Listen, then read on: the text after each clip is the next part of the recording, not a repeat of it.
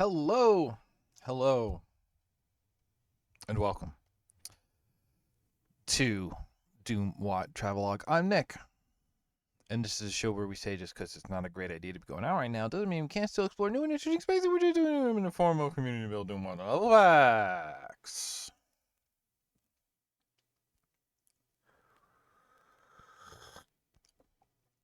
Oh, that's so hot. See, I always hate this because this looks like a blank mug, but really it's because on my first run of these mugs I messed up and I only put a graphic on the inside UCM part. I really should have doubled it, or I believe on the current run, the Aliku logo is out here, so you're brand repping to other people and you get to see your favorite design on the inside. Hey, hey Vogo, doing all right today. That is the first sip I'm taking of my coffee, so that's about where I'm at. Clearly getting a late start. But anyway, today we are checking out. What was it now? Almost a month ago, we checked out Doom Guy, uh, checking out an interpretation of Duke's Caribbean Vacation. Uh, then we came back and we said, well, let's compare it to the original Duke's Caribbean Vacation. And we saw that. We went through the water park. We went through the casino. We went through all these familiar locations. And as it turns out, there are 3 levels left that were not in the Doom version. So this is going to be brand new to me. This is going to be brand new to you. And there's only 3 levels, so I may be starting late today, but hopefully this will not be particularly long, especially because basically as soon as we're done here with the stream, I'm going to go make pizza for the family. So my day is already set up. There's our little drop down with info. And I've got nothing else to say. I want to... No, didn't set up a Discord yet. Honestly, I have I have all sorts of worries about interacting with people, and this last week has not made any of those particularly friendlier to my mind. But it's still in the thoughts, it's still in the works. All right, let's get into this. Whee. I'm just gonna restart this level. Welcome to a boat. We got a small boat. We got a big boat. Yeah, it turns out if you jump this little lip, it just kills you.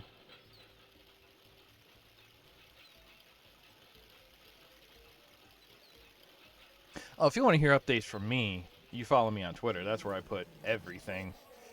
Just last night, I was posting screenshots of... I was having like a weirdly good day yesterday, and I started 2... Whoa. I started 2 new game prototypes. And, oh no, not loading the save took away all my weapons? Uh-oh. It's fine. So I got 1, like, bullet hell that I'm working on now, and also 1 sort of... one of those point-and-click adventures where you don't find, like, pulleys and keys, but you do learn things, and having to recall that info is what unlocks areas and progression and such. So, I'm excited about it. But what are we looking at here? We got a boat. It's the Wave Mistress. Is this extra bouncy? No. Well, it's a pool. Oh, I should have considered... Oh.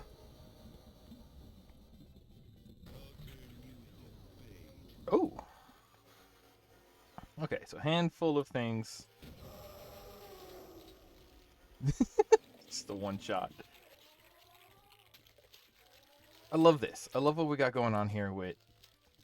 It's the back of the boat. This is the pool area. We got a hot tub with bubbles. Diving. We got people chilling. I don't know how these ladies are chilling. How do you like my tan? Okay. Ooh, signs. Lifeguard. Not on duty. Swim at your own risk. Good. Who needs 4K textures?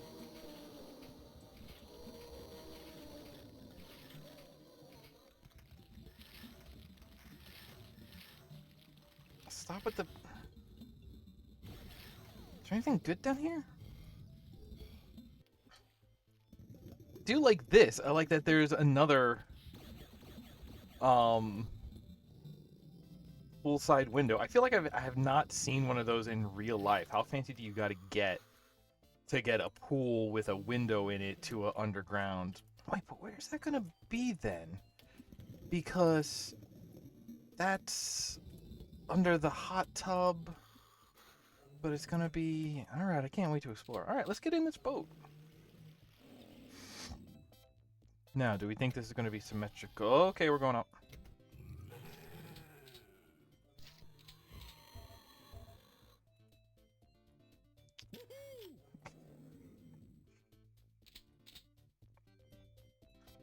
Okay, yeah, aquariums, that's true. Okay, good. So the one side just brings us up here. That's a nice bit of what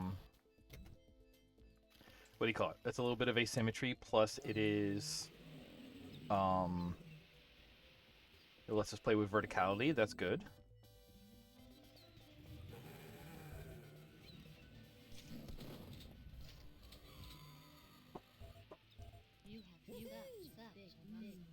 Oh, hi, ladies. You should really take cover. Time to crash this party. Watch where you point that thing. Watch where you point that thing. Hey, watch where you point that thing. Hey, watch where you point that thing. You've got such a big muscle. You have such a... You just keep going. Wow. Point that thing. Whoop. This is the wrong weapon for him, but okay, I guess it's fine. You have such... Coconuts. Oh, okay, this is going down. This could get us there.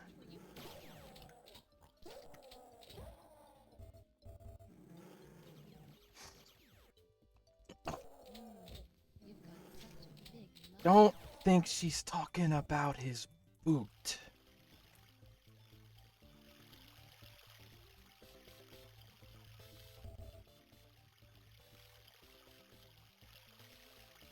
Huh. Yeah, okay, so this is going to be underneath here. I was, I could actually use some of that and refill it anyway. That's a weird one, the idea that, like, health as a two-step resource, so you can be full on health, full on backup health. And then full on health is, it's like, okay, if it is on the map, in a place you can access, and in a place you remember where it is, then that is technically health that you have as well, right? Like if you have cleared out an area of the map such that it is within your control, then...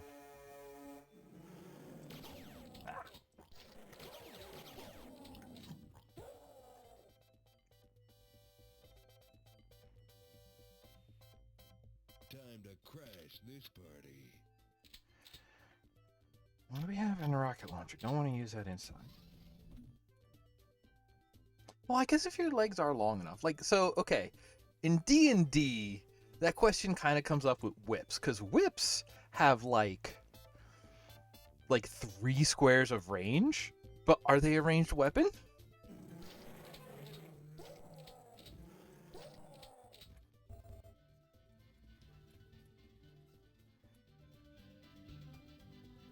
If your arms are 3 times as long, that does change the functional definition of arm's reach, doesn't it?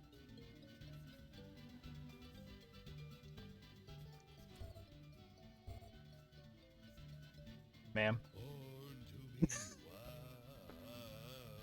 Whoops, made it a duet. Alright, no admittance. Oh! Ow. Wow! Okay, having that enemy who is... Oh, jeez! Having that enemy who is super flimsy, but like just massive DPS is interesting. It's just a glass cannon. You don't see too many glass cannon enemies because, you know, in how many of these games is sort of difficulty considered to be an element of well, here is an enemy who maybe does a reasonable amount of damage, but they are bullet sponges, so they're going to be around longer, and that's what makes them harder, is that they take longer to deal with. They use more resources to deal with.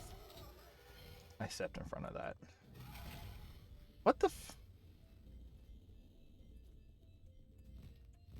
Nice. I feel like there was a area earlier that I missed, but no, we've basically been going straight through. Okay. Okay.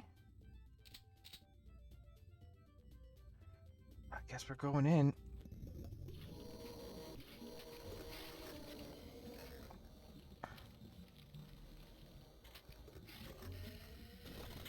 Let those clear out.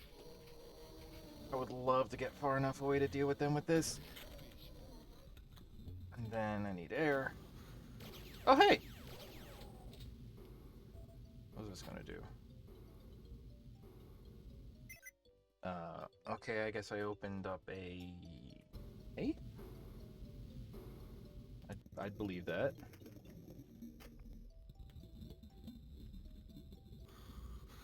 There's another one over here. Oh, hello. Hello.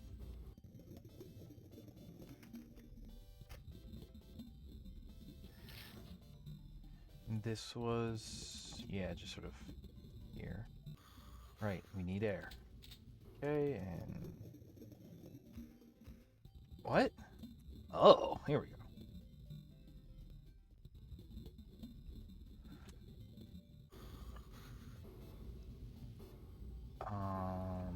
You look different.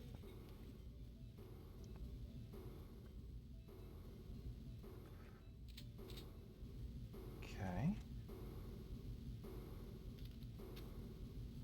I'm very much appreciating how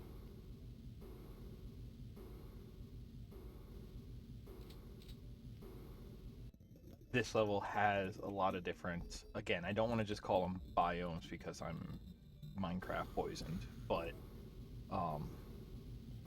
what do you call it?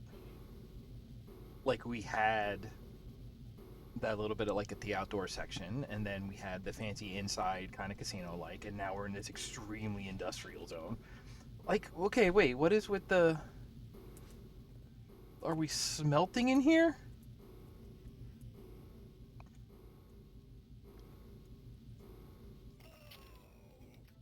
I haven't saved anywhere. Okay, let me start here, because then I'll have my weapons.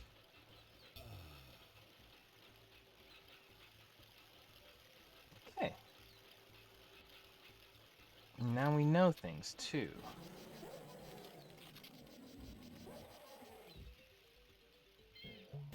Ah!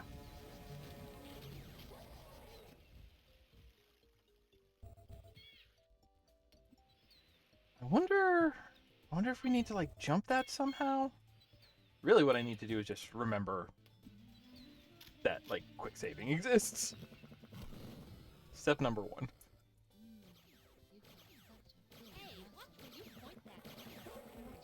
Ah, this is what I didn't look at before. Right, we came around here.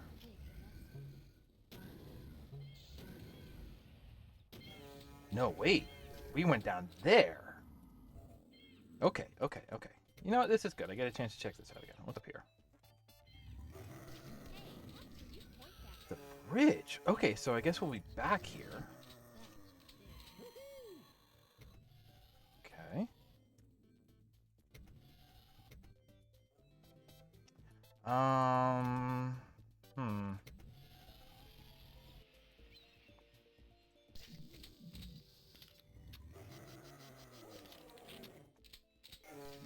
It's just like the Tinker mission from MGS2. Colonel. Ah, the Colonel.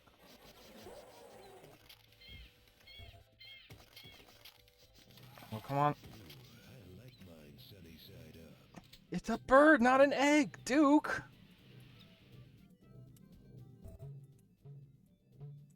Ah! Okay, so symmetrical elevators to the bow? I believe this is the bow? It sounds like hit, so I would like to clear the bridge before I get there. Can we... Alright. Bridge is probably going to be the end of the map, right? Right? If you're going to make the... If you're going to make the bridge anything... There, atomic health. That's a great place to save. Island time, baby. Ah! And name it the same. Okay, right. That's the last step it wants. Okay.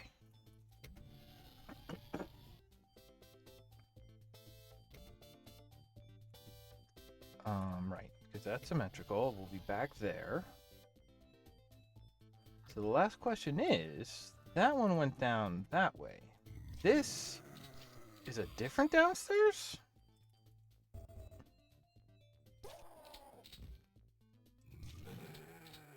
Oh, the cruise director. Hey, does this boat got shuffleboard? M, for the mistress, for the wave mistress.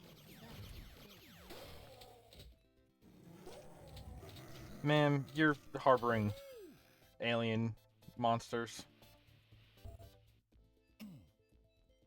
Oh. Watch where you point that thing. I like this sort of standalone TV, the speakers. Actually, I like the inset ceiling.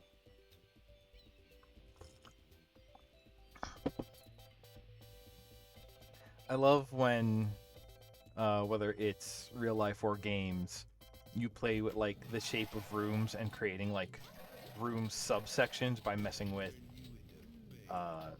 drop or inset ceilings.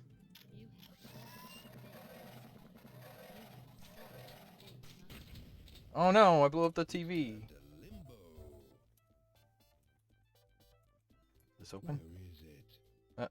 Excuse me, ma'am. Ma'am. Watch where you point that thing. Okay. Oh.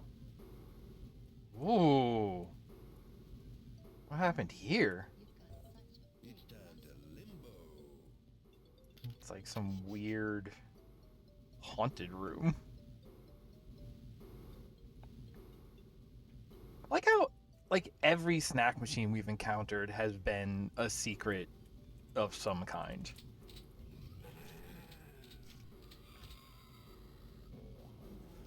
Like that's always been kind of a weird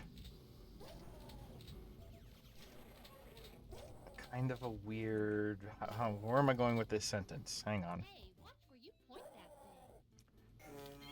Because like it's not hard to make interactables in these games, right?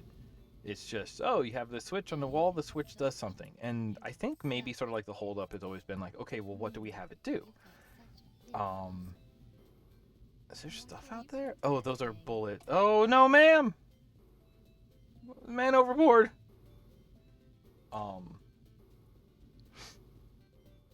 Because like you think of, it's almost about in terms of like interactivity, right? Because you think about, oh, a snack machine. Well, if you interact with a snack machine, what do? You get snacks out of it. Well, okay, well, what are snacks going to do? I don't know, probably refill your health. Okay, yeah, that's fine. It's a level of detail, that's whatever. But, like, maybe your engine doesn't have just, like, item generation. Maybe it's like, no, everything needs to be on, on the map already. We can't just spawn items willy-nilly because it's just 1993 or whatever. But the idea of just like, okay, well, the primary thing that we have set to change when you interact with something is geometry. So it's just like, yeah, no, you can make like every little thing interactable. You just have to have like a piece of geometry that it sets off. And I mean, honestly, if you want to do it this way, you have a snack machine that opens up a room that just has a bunch of snacks in it, Have the snack machine itself lift up and there's just a pile of snacks.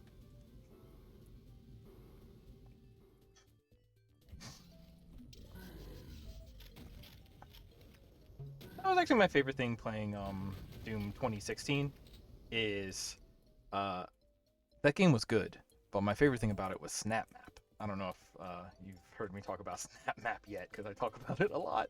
Um, but yeah, Snap Map it had. Oh, okay. So are we going into like the same zone but from a different side? That'd be cool. That'd be cool. Snap Map had like a sort of like visual and almost like physical programming element to it. So like I was able to like spawn a vending machine prop and then start hooking it up to be like, okay, here's like a interact, mesh, invisible cube that you can go up and it gives you the interact prompt. And when you do it, then it'll spawn, the little health can and it'll make the vending machine work. And then you can go further and be like, okay, there's this variable of like 12 that just lives with the vending machine. And every time you press a button, Christmas. it reduces that number and then it only spits out a can as long as the number is above 0, and it's like, okay, well, now the vending machine has a limited capacity, which makes it feel a little more real. See, I never got into Gary's mod for some reason. Like, I I am very particular about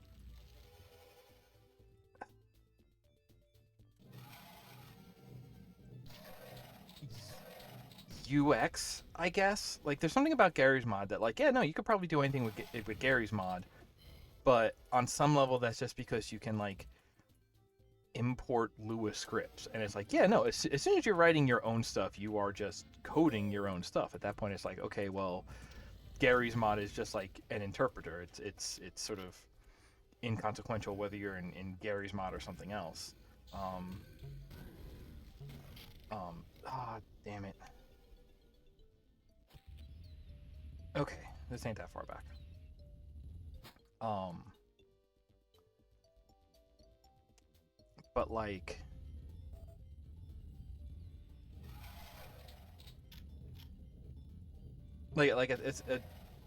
there is a line between like having a tool that helps you create and sort of like having a tool that, if nothing else, is an intermediary between you and like the hardcore coding, that is like an intermediary that makes things intuitive, that makes things searchable, that makes things like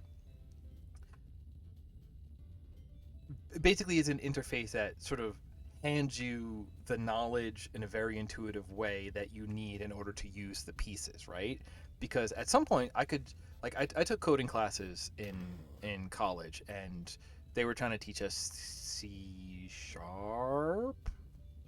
No, I think we just did C++, but yeah, you can just learn to code and you can make like literally anything on a computer. But the idea of just like, hey, here is coding, here's all the pieces, you can start from scratch and make anything. Great. What pieces do I have available? I don't know. Okay, here's 4 or 5 different, 12 different resources. Here are different examples. Here's 100 billion different things you can do, and it's just like, okay, well, that's like, that is so that is so powerful, but that is like so opaque, and it's overwhelming at some point, that sometimes you need like an intermediary to be like, okay, let me break it down. Let's make a few assumptions about what you want to do. So like in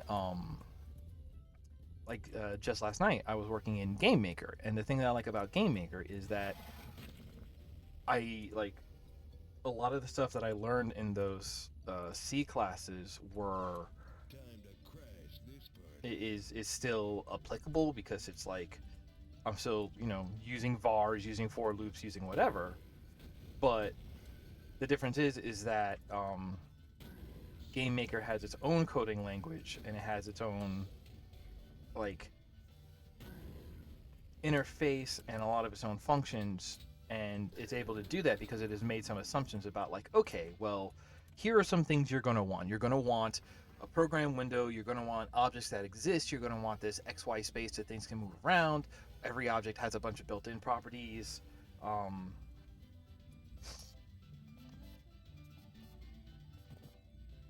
um, and like it just like it makes a lot of assumptions that it's like, okay, like going from here, it's like, okay, these tools, they may not be quite all powerful anymore, but they've broken them down so that they are like,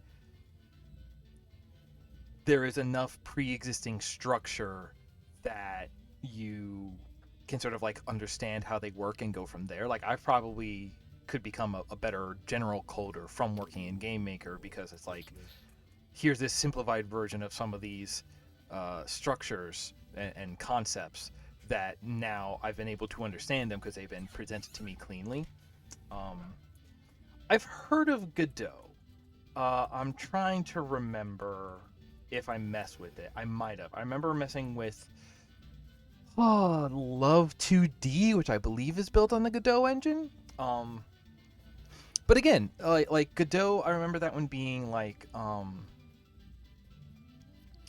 it's what do you call it? I remember that feeling a lot like Python, where it is a language more than a tool, and that is a very sort of pedantic semantic argument to make about the distinction between, because isn't a coding language a tool? And like, yeah, probably, but it was just like, hey, here's everything you need. Where do I start? Wherever you want. That's not helping. And like, I had a lot of trouble working with that in Love 2D, which, like I said, I think is Godot.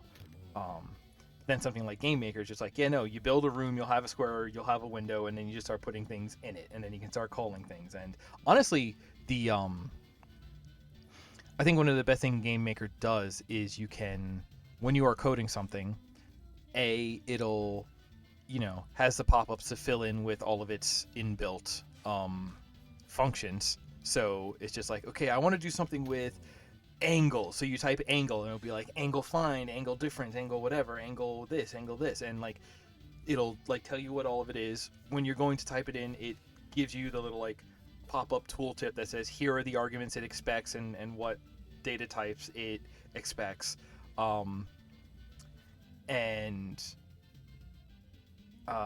You can middle click on any function and it'll instantly bring it up in the docs, and you have like the full thing there. And it's like, okay, this is very quickly, it really limits the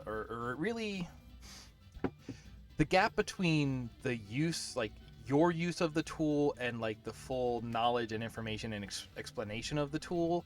It really minimizes those gaps. It's like it doesn't expect you to know anything, I think, is what I like about it, because that's always been my problem. It's homework.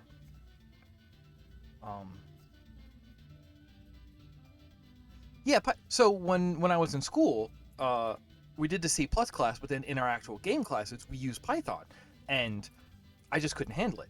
I understand Python, again, for if, for, case, switch, and break, return, int, vars, arrays.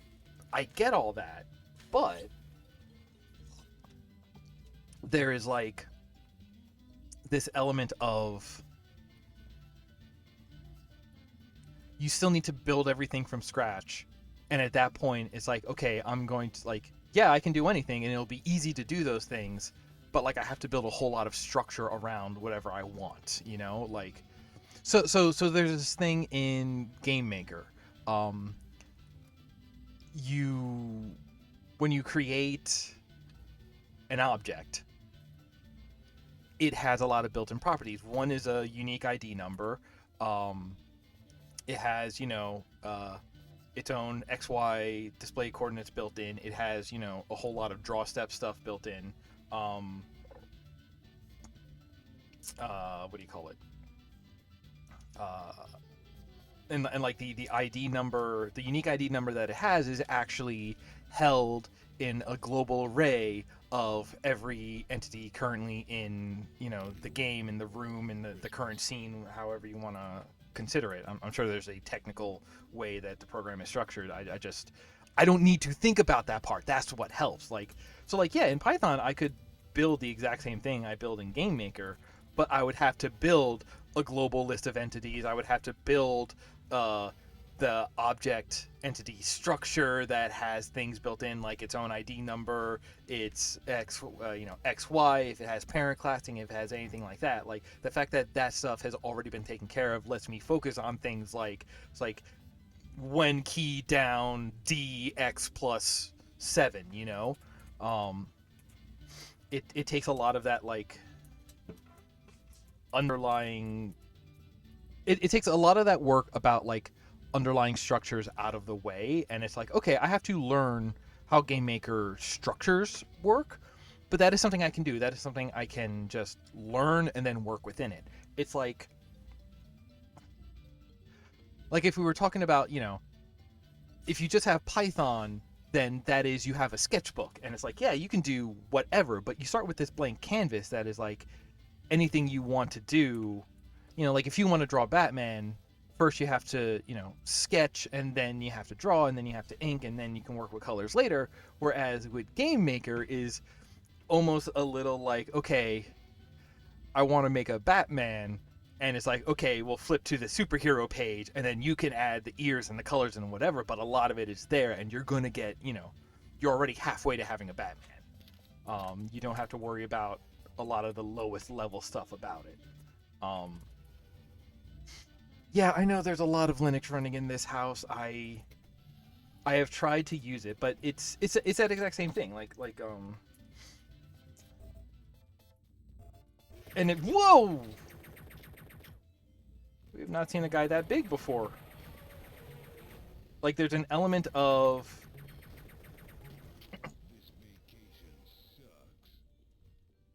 I think for me, I look at it as a question of like, how comfortable are you dealing with the lower level structures of the thing you're working with, right?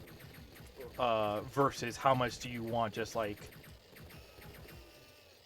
oh, okay. Versus like, how much do you want 80% of it to take care of itself, and you want to focus completely on the last 20%, right?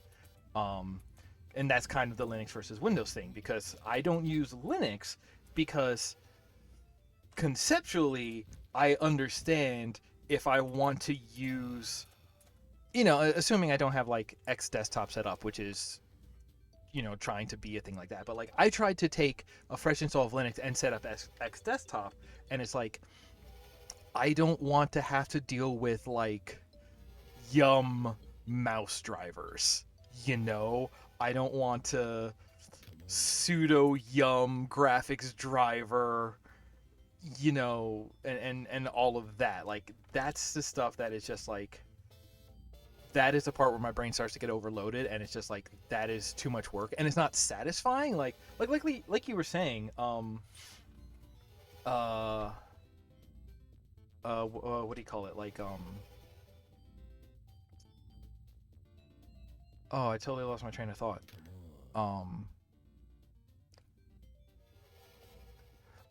It was also wild because I thought I failed, because I was like, okay, the depository goes, it got, all right, and then it came in, and I was like, all right, and then I was like, okay, and now in order to run it, I just run X, and I was just like, yeah, and it went, and it came up with like the background, and then it just froze, and I was like, okay, I guess I did something wrong, but it was right. That's what I was saying.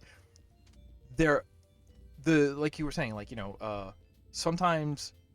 So in Game Maker, when I'm working at that level, focusing on that last 20% or whatever, like, yes, the puzzle of how do I make this work is fun.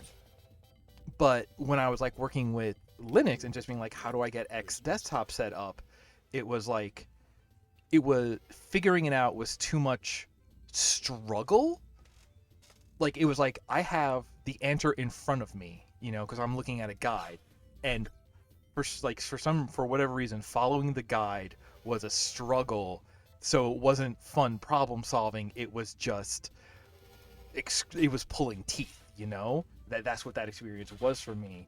And I put that computer in the closet, and then we were looking for a computer for like to try and set up a Mastodon server or something, and we pulled it back out, and it was like, yeah, no, I don't know, I tried to set this up and it didn't work, and I booted it up and it immediately went to the X desktop, and I was like, so it did work. So I did it right.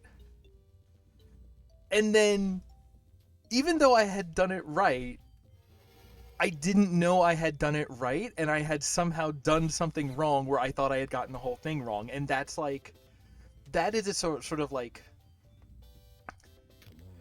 that's the part where the sketchbook is uncaring. The sketchbook is a blank canvas, and it does not care what you do. It will not judge you for doing things wrong. It also will not help you in any way.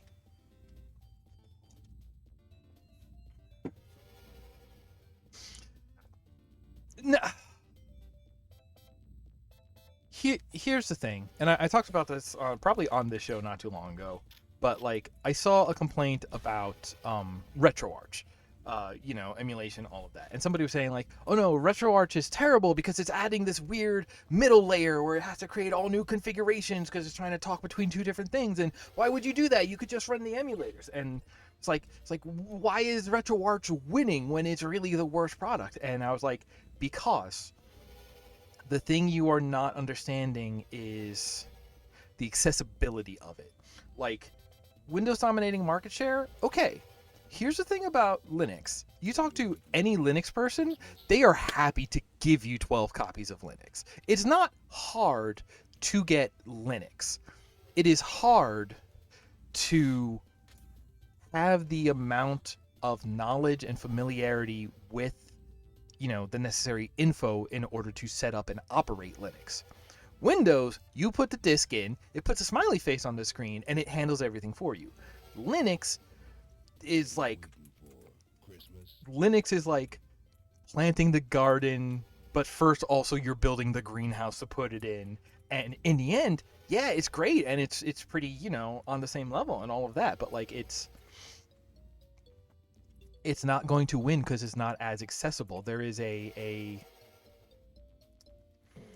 what is it? People are not choosing to gatekeep, but there is a sort of like soft gatekeeping going on of knowledge, right?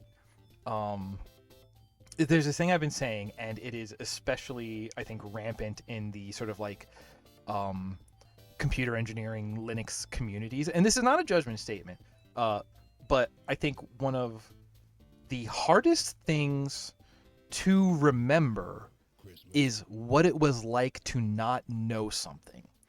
And so like especially for like the engineering minded folk, and I'm like I said, I do work with coding and stuff sometimes, so I know I am completely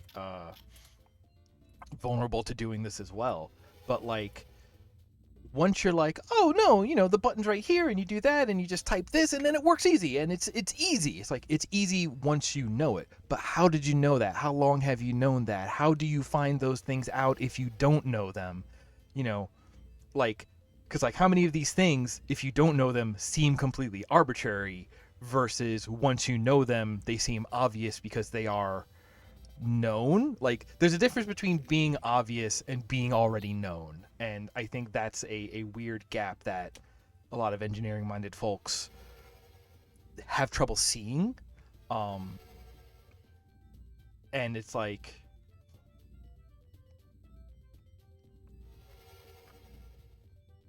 I don't know where to go from that. Like, I think the best thing any engineer minded people can do when they're working on something is work with somebody who knows absolutely nothing about what you're working on, because they're going to ask a million questions, and rather than being frustrated with them, you have to take what they're saying as truth and being like, okay, the things they don't understand are the things that need to either be explained or I need to make automatic, and so that they don't have to. Yeah, so okay, with Windows, that's the thing. So, I say engineering minded people, but if you also just want to go as far as like power users, like I keep calling Mastodon, power user Twitter. And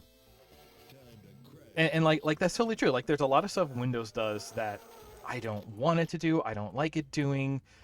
It is doing something weird with my USB drivers that is crashing it at the end of the day, because it is doing that thing where it's like, hey, we're closing your tests, and it's showing me a task that has no name and is only using the default icon, and I'm just like, you're not telling me enough for me to be able to go and like search it out and fix it. And like, whoops. And like, yeah, that is an issue and that bothers me, but like, I'll deal. Like, it is a different thing to learn how to deal with Windows intricacies, right? Like, yeah, I don't know. I know Yum. I don't like. I am pretty certain that there is like an extra command line I can add onto Yum or grep. Grep is a different one. No, grep is something I don't even know. I just know the keywords. I have no idea what they mean or do. But like Yum is actually pulling from an online repository, and which means that it is pulling from a specific one.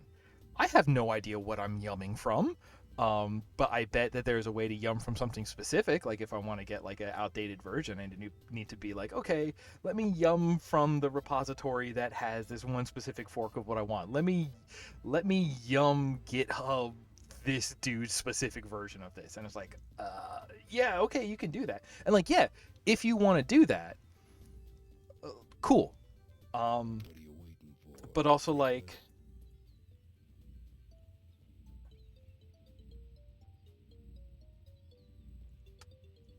that's why it's good that there are options, right? Like, I don't think Linux was ever going to win, but that's because Linux is for these power users who don't want anything happening without their control. Linux is, again, this is not a judgment, but I think Linux is sort of the computer system for people with control issues, and like, that's fine. Like, sometimes I get annoyed that I drive an automatic transmission in my car, and I was like, I kind of rather, drive a manual transmission because then I am more in control. Like, there are people who want to be the CPU of the computer.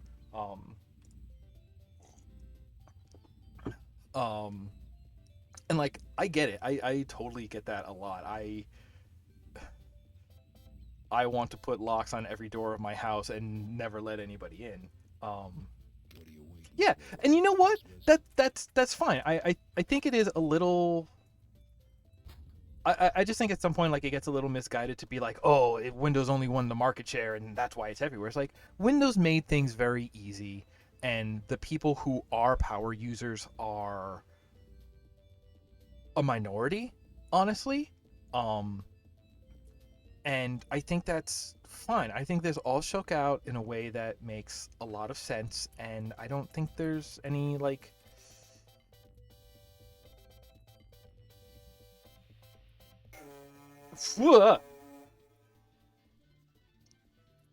I think it's fine.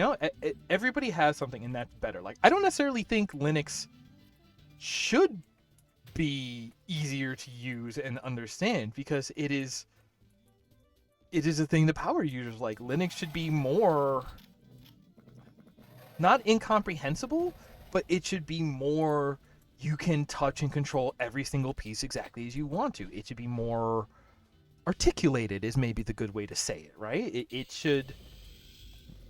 is do. Okay, I love this. Like, Linux should lean in, and the people who use Linux are the people who want to control every piece completely on their own, and great. See, that's exactly the thing. You say that like that's helping.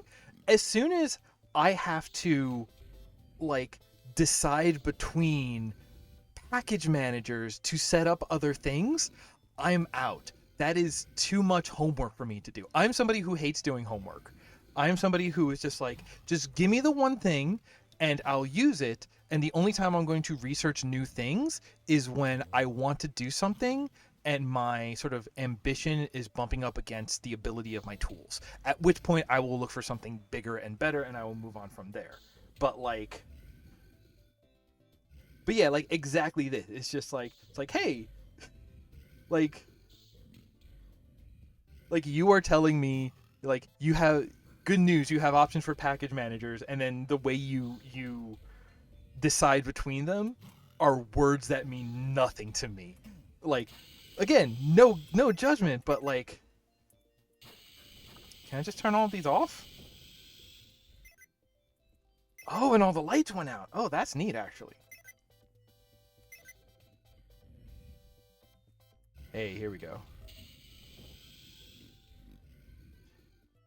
And it's just like, it's like, okay, like I get it. Like I like again, I can appreciate that. It's like, oh great, you have options, you can do exactly what you want. I get it. I would have to research to decide if there were one of those. And like honestly, if I don't already have like my required options in mind, I'm not ready for it. And that's cool. But it also means like, that's not going to be for me. And that's fine. It's not, having more options. There are a lot of people in the world for whom options are overwhelming, and if a person is overwhelmed, then they cannot use it. So actually having options makes it less accessible. It's this weird thing. Having more options makes it more powerful and can work for more people, and it can work in more situations, but it is less accessible from like a human ability standpoint. It's wild.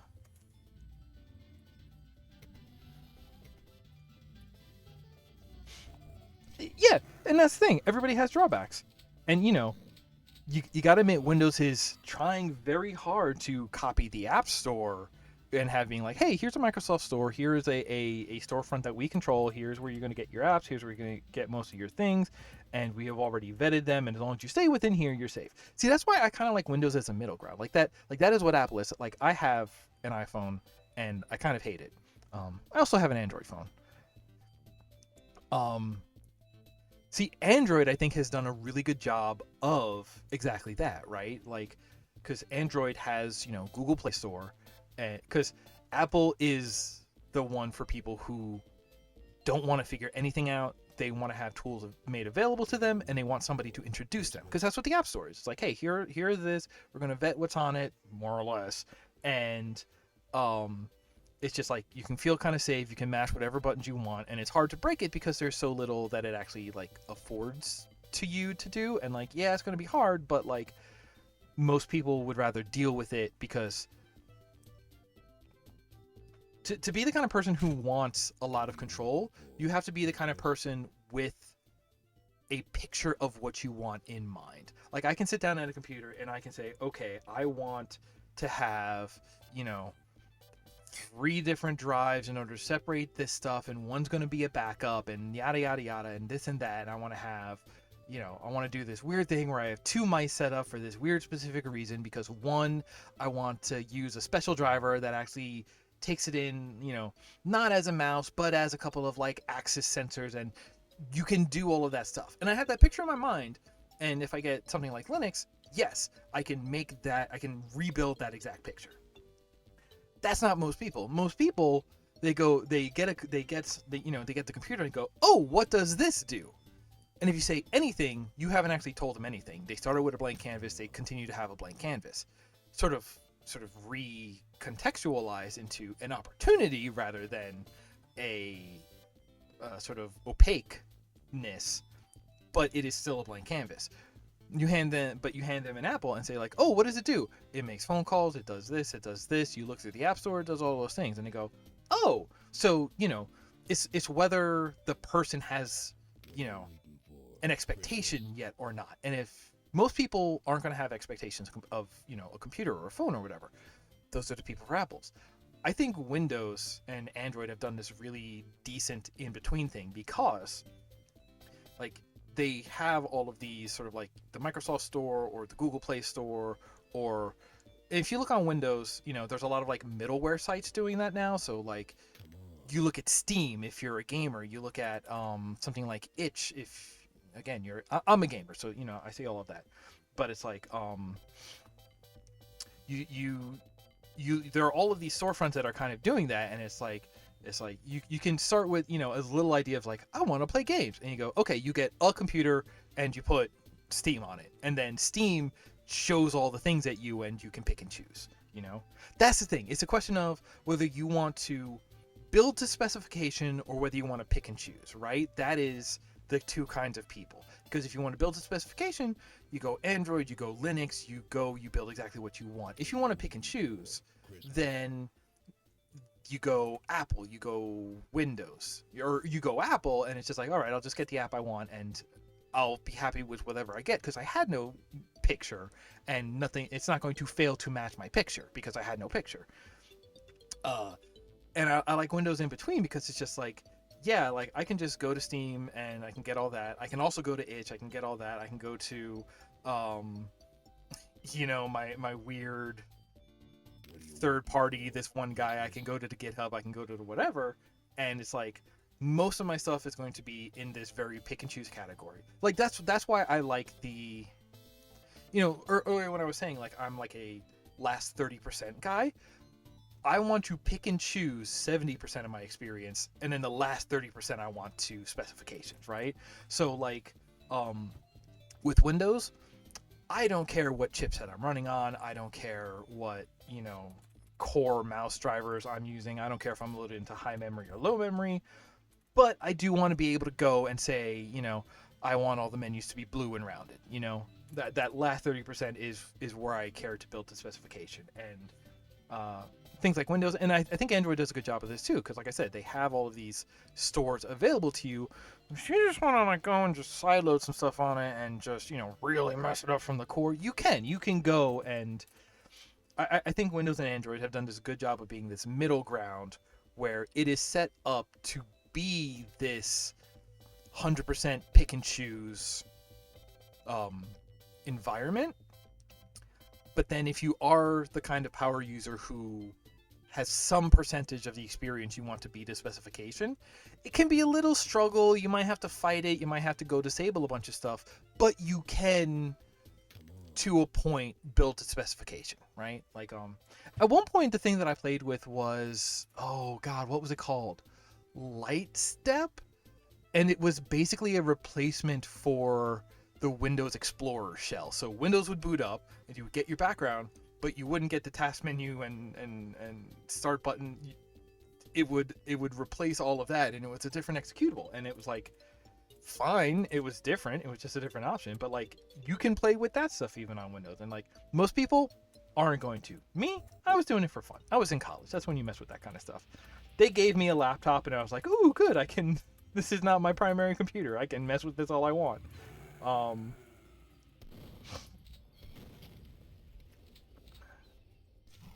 Yeah, I have a lot of opinions about this because.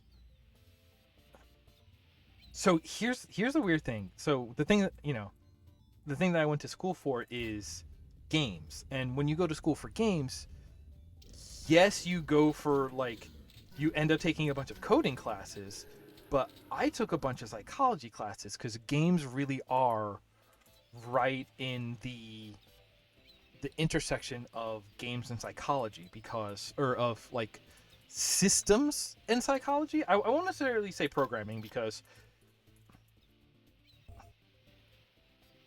I will say programming, but in the caveat of like system and logical programming, not necessarily software programming.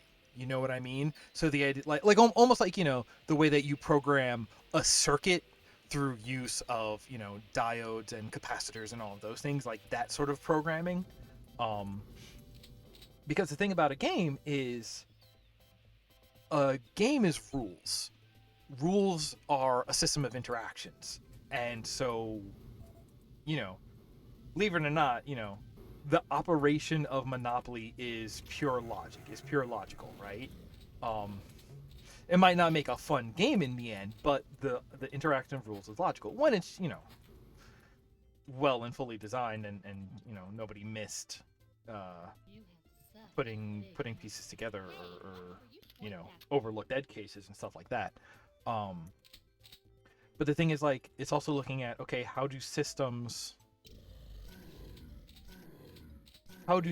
interact? What behaviors do systems cause?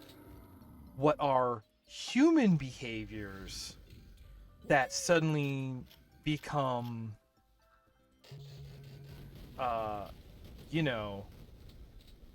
what's it like? And for games, part of what makes games fun is when they are easy and intuitive. And so it's like, okay, well, here's what we're figuring out then, is what does a system that is easy and intuitive to humans look like? And that was the majority of those classes. And the answer is complicated. I don't think I have a good way to sum it up.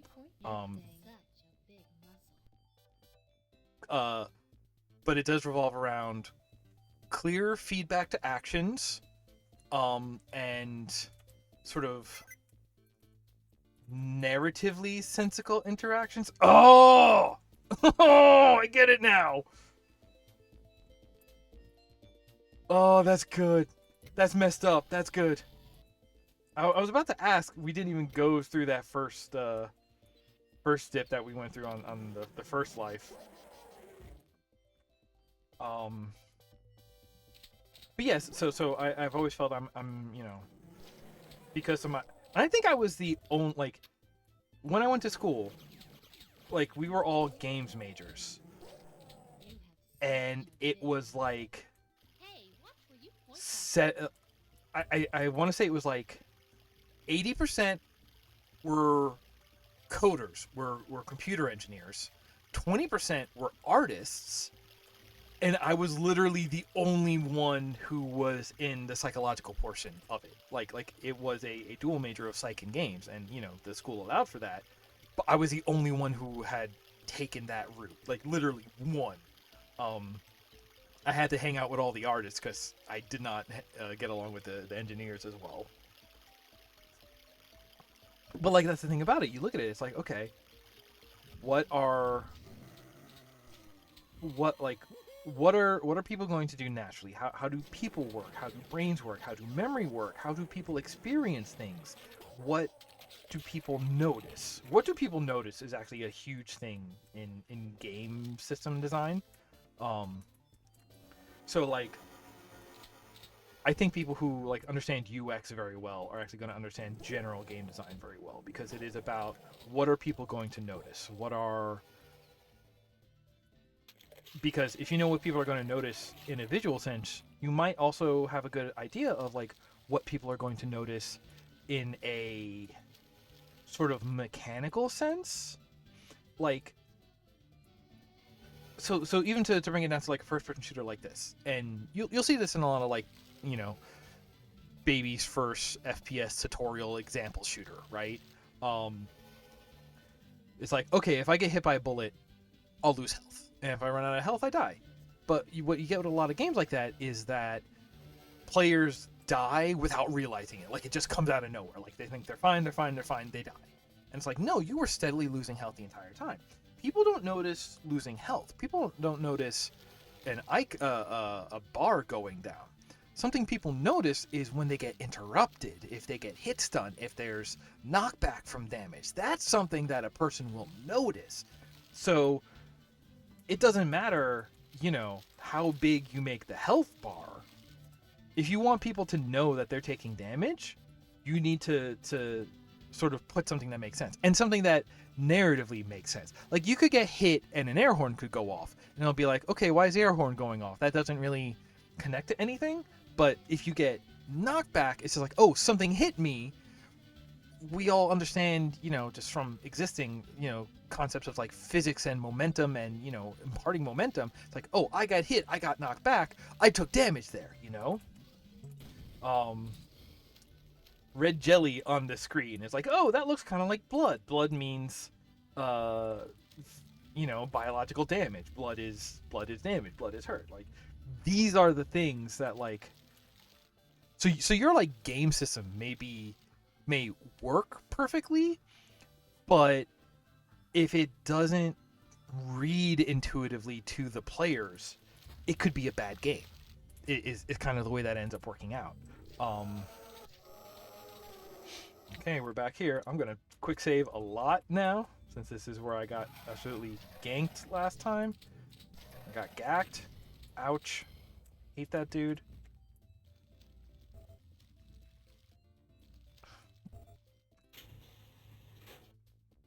Okay, and what's in this room is we have a couple of guys over here. There's two dudes in that side, though.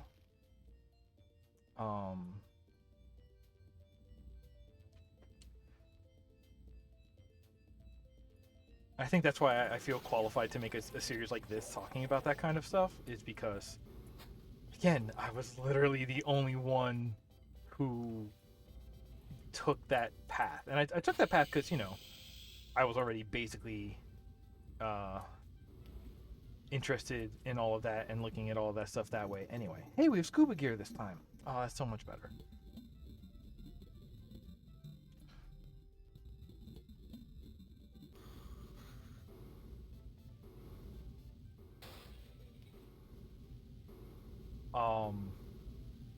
Or if you even look at it the other way, like you look at when you want to like break some of those ideas, you look at Dead Space, right? Because Dead Space was doing the thing where the ammo counter is on the gun and your health is the big stripe on your back, and that was kind of playing in two worlds, right? Because a bar that starts green and goes red as it goes down, we all kind of understand that that's health at this point. So they kept that, but they just made it diegetic. They put it in world, but like that was a choice that was made in the context of we are talking to game players know what a health bar looks like, so even though we're sort of restructuring it, people will still recognize this as a health bar. You know, I would love a hit indicator for real life. Can I just throw this out there? Just tell me, okay, I feel hurt, I feel like I've been.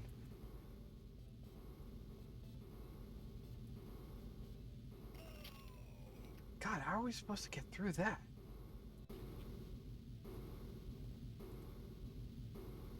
Do this.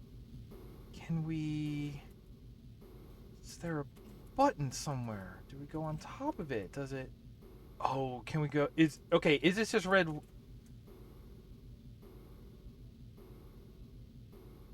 That makes no sense to me. Okay. We're past it. Are we wider? Sideways? Is Duke a wide boy? Is Duke like Chris Redfield from... Oh my god, okay.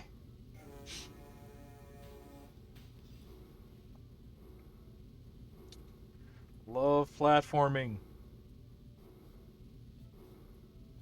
Okay. It's here?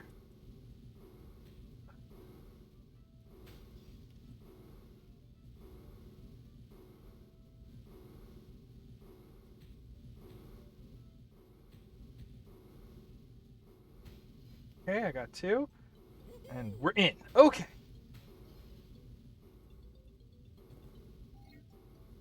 And the visa. And please tell me that's a way to get out without going back through all of that nonsense. Because, oh my god, I can't believe we made it through that. Okay. I don't care. I will spend the ammo just out of gratitude that that section is over. Oh, that was this door that didn't open. That was this door that didn't open? Okay, fine. Windows. You have such Oh, Vista, I guess, aping on a Visa. Watch where you point that. In the Doom one, they did change it so that it was very specifically Visa, MasterCard, Watch where you and American Express. In here, I think they're all Vista cards of the different colors.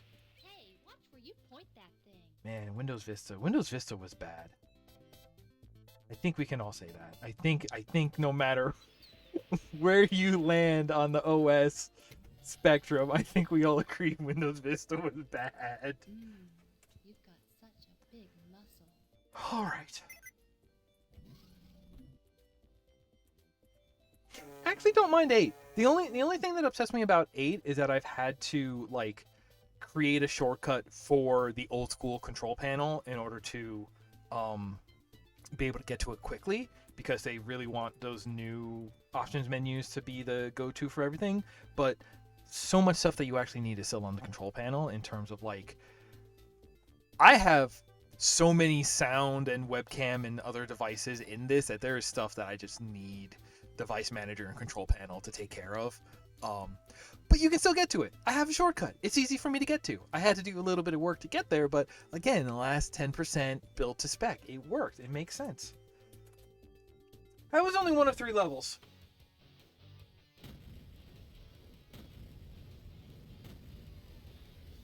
That's okay. That was a good long discussion. Whew.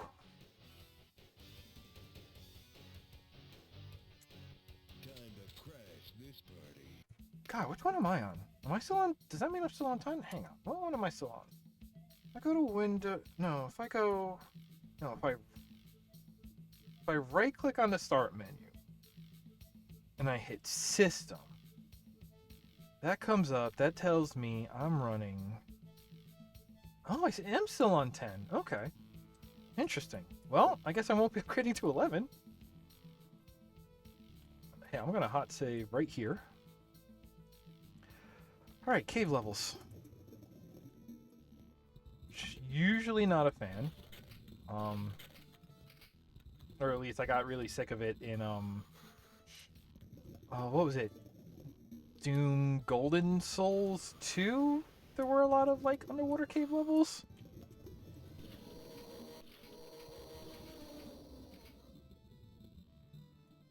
Okay. Ah, this is good.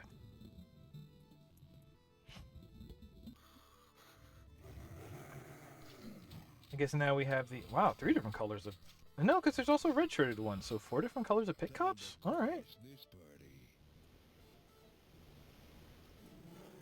I gotta find a way to get over there.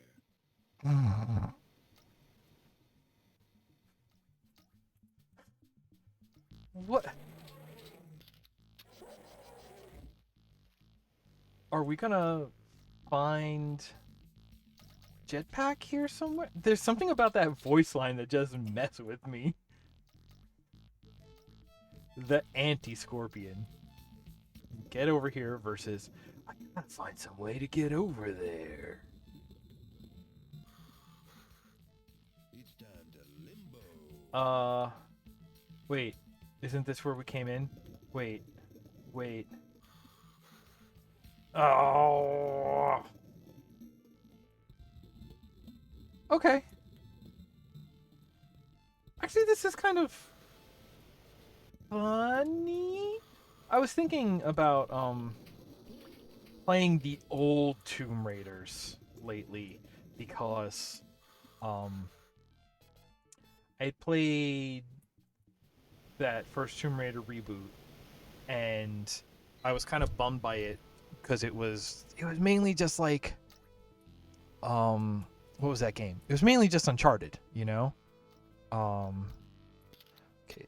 So does that mean there's something I can do here? You can go in this side. And that's not really what I'm looking for. Like, one of the things that was kind of great about the old... Oh, really? Okay, I gotta look into that. Tomb Raider for Doom. Okay. But like the way those old ones were, you know, absolutely zero hand holding, and like there were, like you can talk about like, oh, this is a, oh, it's a thing. This is a, you know, a sequence that isn't necessarily scripted, but there is. Most interesting.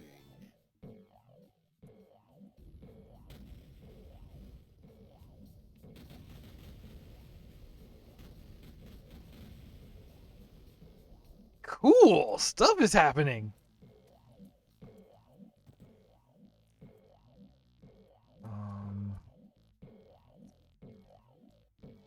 Okay.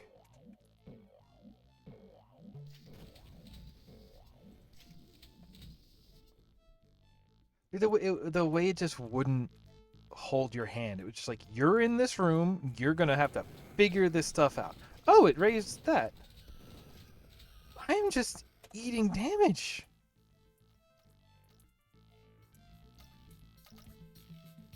Hey, big man. I remember you from the water park.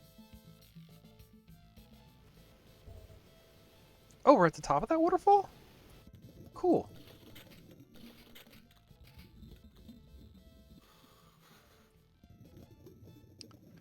Okay, that's down. That's the way to go. Okay. But there's a little up over here. Okay. Damn, there goes my ride out of here.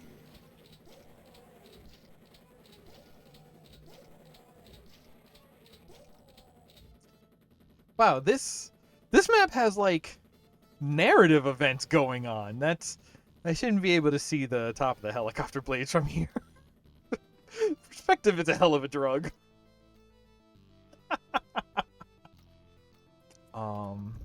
Okay. Like, props to the last couple of levels for, again, being really, like, crafting really believable spaces. But this map is dynamic. We're raising platforms, we're doing stuff. This is... I didn't expect such a different experience to be in this map pack. I figured it would be, you know, just a set of levels that were all nice, but felt more or less the same, you know, because you farm it out to a different company and they'll do whatever they do. Do we want to be going down here? Hello. Oh, paid off. Okay, so what are the odds we have to go over there when we have to shoot in a window to bust open the door to get to the thing there? Oh, hello. How long have you been hiding there?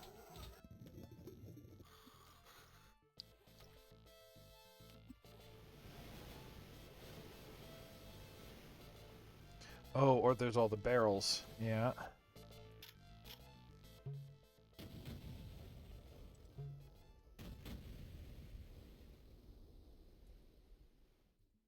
Okay.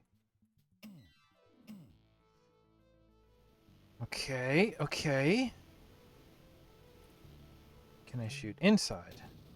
Shoot the doors themselves? No. Okay, then what are we...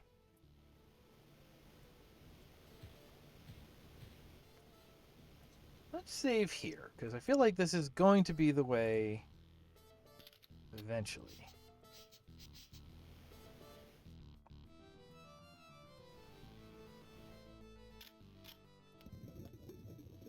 Down here. Here we go. There we go. Okay.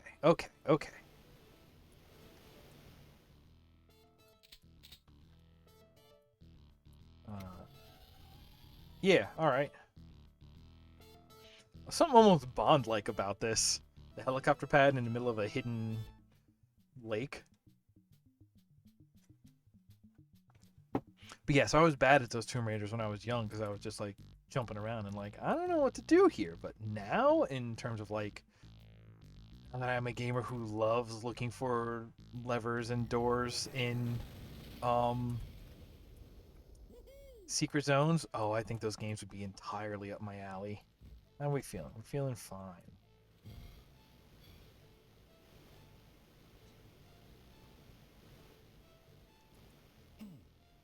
Okay, this is, I guess, where that door would have come out. Again, using the door as a connective visual language. Great. Perfect. Makes it make sense. There's some narrative about that.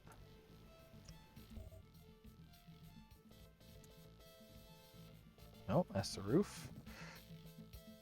I love when an ancient temple has keycard lock access.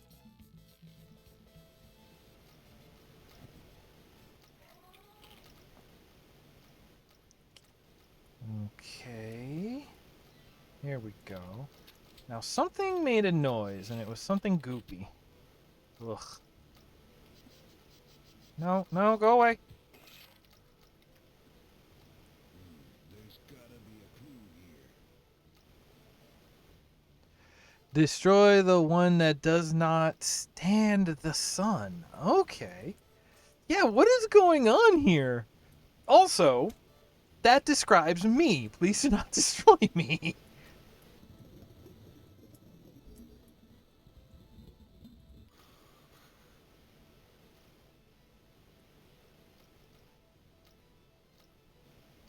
Okay, so that would be you, wouldn't it? This one. Okay.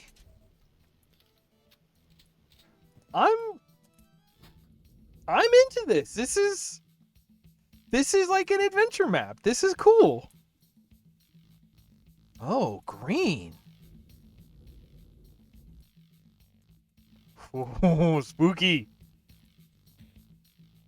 Is the roof gonna start falling down on us? Very Indiana Jonesy. Wait, we have. Wow.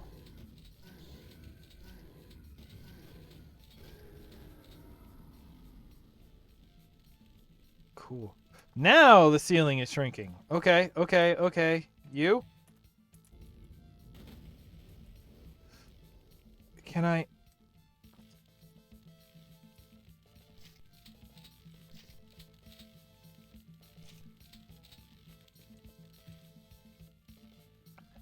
I like mine sunny side up. Ah! Oh no! Please? Ah, okay. So. Um. Oh, good. And actually, we know. Ah, right. Mine sunny side up. Not too long ago, I streamed the opening of Shadow Warrior 3 of the remake series. I really like the remake series. And I have not played the original in a very long time. And I'm honestly worried because the way I remember, it was just one big racist joke. And hoping beyond hope that it was racist in the sense of the whole joke is Asian voice accent is funny and not, you know, anything particularly horrible. But yes, I have been considering going back to replay that. I don't know if I would stream it. I think I'd have to check it out to see how to see if it is mean racist or just ignorant racist. But yeah, I have been thinking about that one. The new series is extremely good. Yeah, that happened, but what do I do about this? There's not like a way to shrink myself, is there? Oh, there's a way to get out up there. I didn't save again. It's okay. Now I have 2 hot strats. Perfect. Crash this party. And 2. And we in. See, I like that. That's what I was talking about with the little adventure game I wanted to make. Is that I love when the answers are right here, but just totally hidden, and it's not until you get information later that you get it. That's what I like about Super Mario World, and the Star Road shortcuts. It's yeah, no, they're there all along. You just, if you don't know about them. Yeah, I'm gonna look into Shadow Warrior. The new ones are great. The new ones are great. So do I have to wait for him to come and open it for me? Is that why it doesn't seem to be on a consistent timer? So I come in here. Kick that. I use that.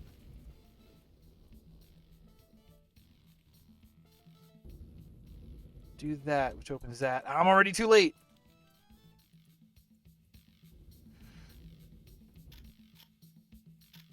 Voodoo ring.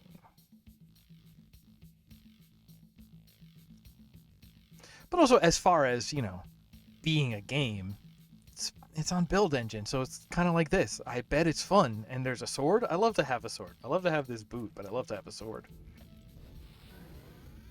Done.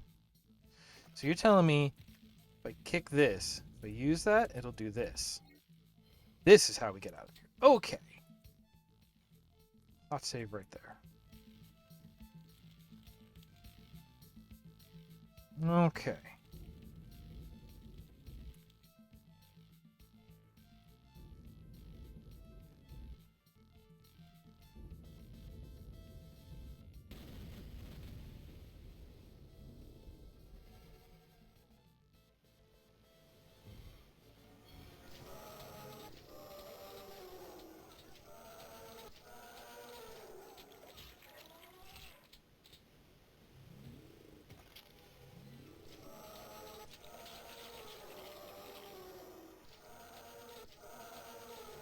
GOG is pretty great. I've gotten a lot of good free games off of GOG. Gotten a bunch of paid games off of GOG. They have Jazz Jackrabbit.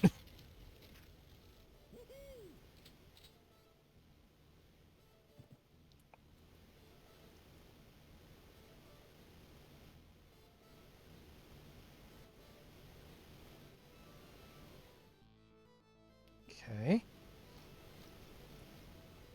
Oh, we're here. Okay, so that means we have... Oh, hey. So this was the original way out, right? This was the original way out. No, you're cool. But now we get this new way out. So old GTAs aren't on GOG yet? I thought there was a big thing that they were out somewhere. I don't know about that. Oh, come on, you can get Skyrim anywhere. Surprised there's not like a Game Boy Advance port of Skyrim at this point. Alright.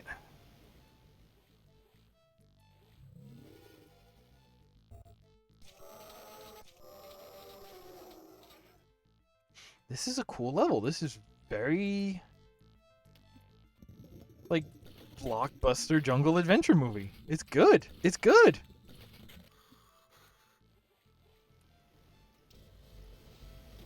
Whoa. Hi, friend.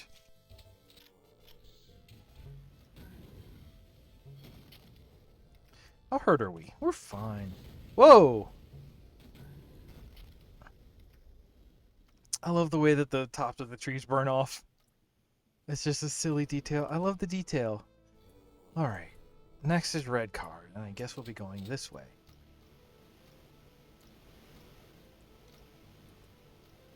Ooh.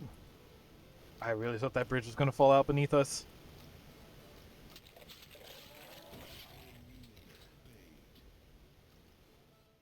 Look, boss, the plane, the plane.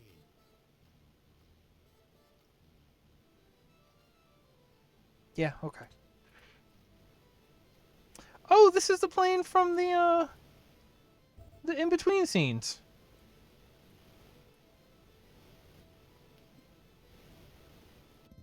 Blow it.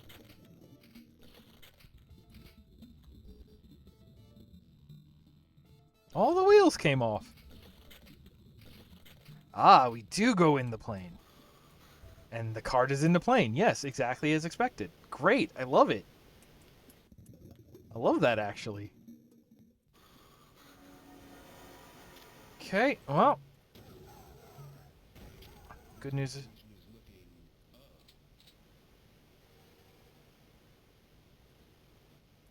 Duke?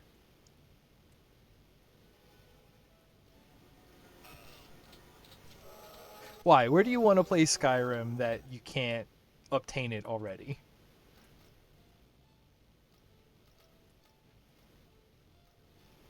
I guess maybe it's not that they put it anywhere. They just keep putting it out, though. Play Skyrim on Wii. Do it.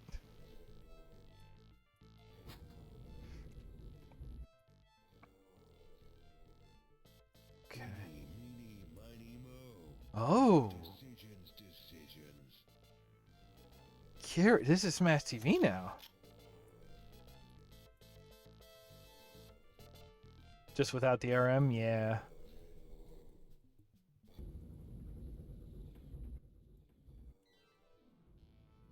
That'd be interesting. I mean, Bethesda now is such a big company and they own...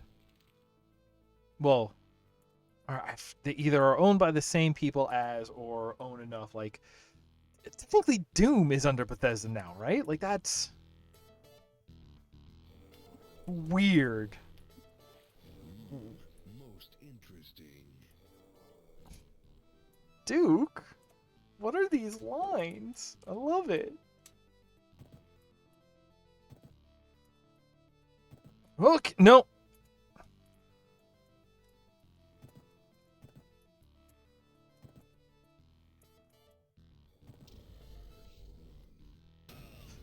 Ow, what? What? Who shot me? I was reading chat. They shot me. Whoa.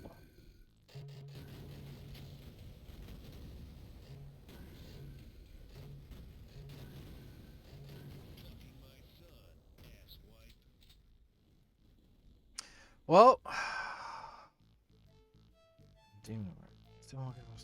yeah. I mean, they got Fallout 86, Fallout 69. What was the online one?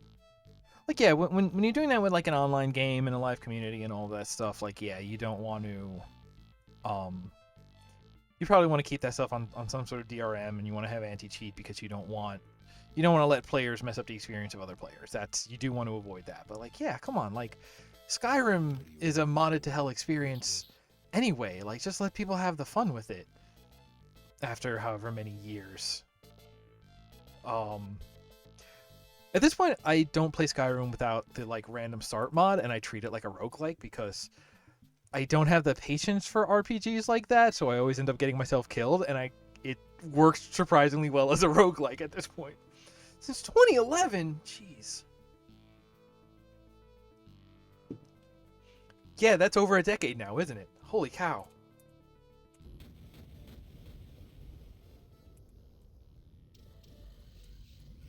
Well, that's bad for me.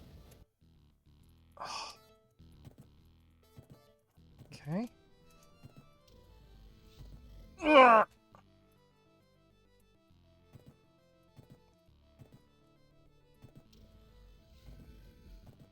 Okay. Now we deal with these jerks.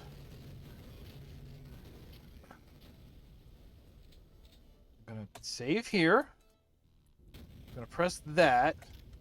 And these jerks are gonna show up.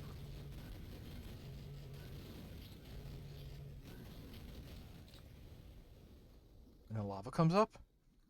Oh. Okay. Do I have to run across the lava, or is that going to instant kill me?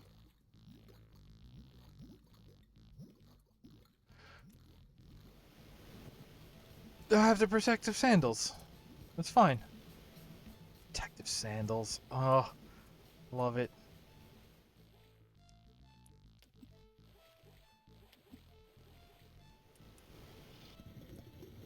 Wait.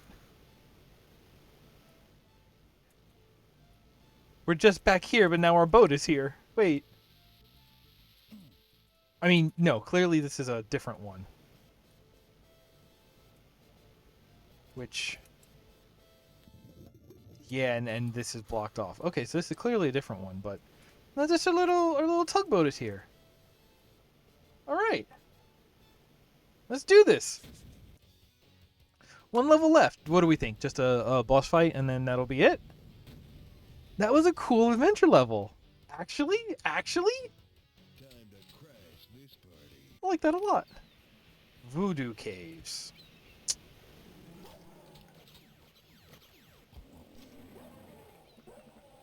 Like, I kind of like the story here that it's not just that it's a Caribbean vacation, but specifically like Duke has been going to all these different zones on his little tugboat over here.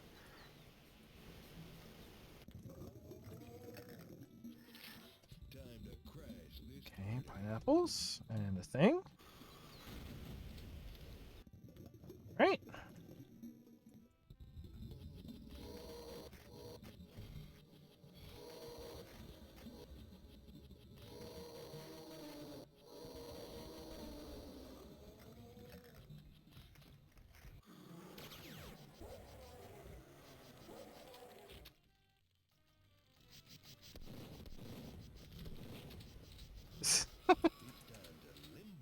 How are we feeling? 64. I can live with that for now. Blue card. All right.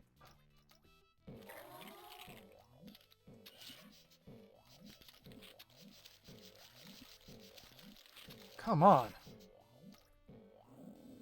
Looking up and down. Still not a perfected technology. hear the boinging, which means a rocket launcher. Somewhere here. There. You hear the boinging. I go south. I pick up the pamphlet.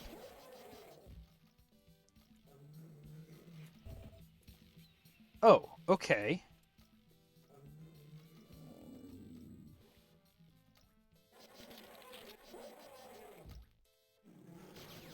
Ouch.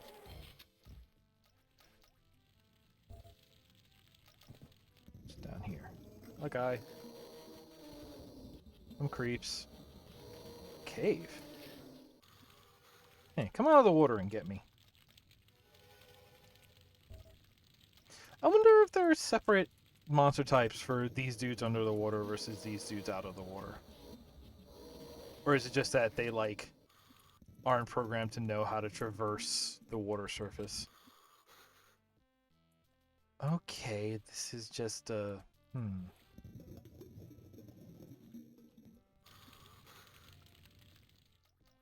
I should save. But that's like a... Alright.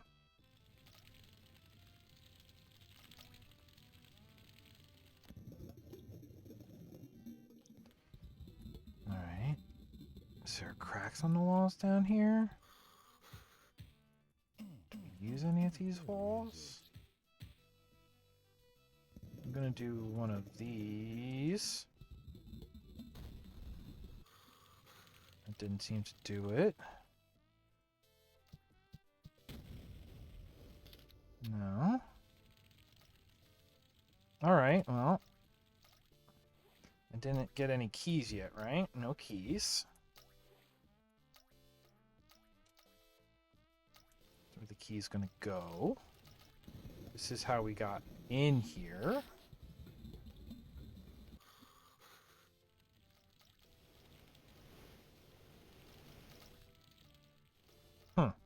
Interesting.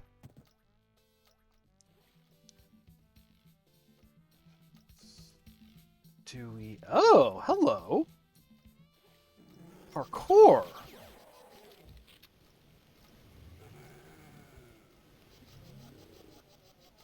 That's a red key door.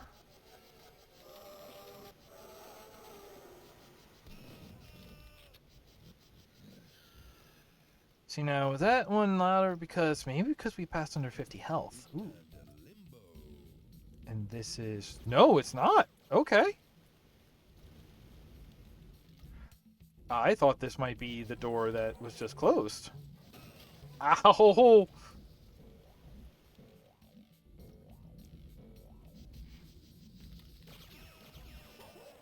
I think that means I should do this. Okay.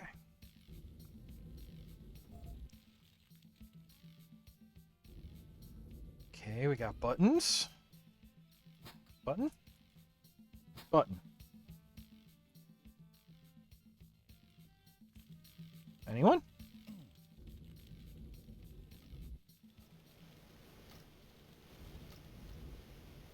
Okay. Assuming that did something, let's see if we can figure out what. Come on, go down, go down, go down. Okay. Here we go. Close enough. Close enough. Good, we're out of pistol finally. Okay, so that's a way to go in between there. A lot of shortcuts were opening up. I'm actually kind of shocked by that. Okay, so wait, maybe one of those switches was this? No.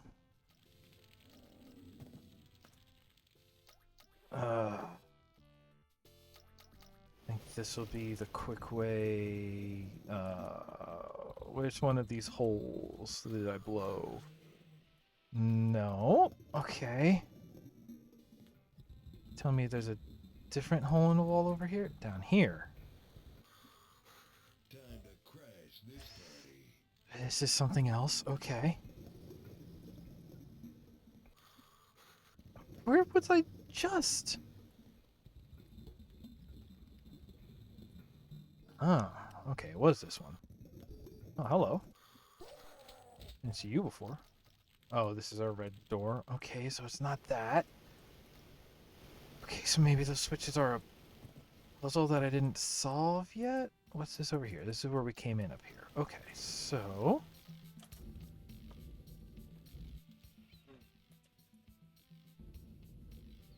No, I pushed them, and now they are pushed. Wait.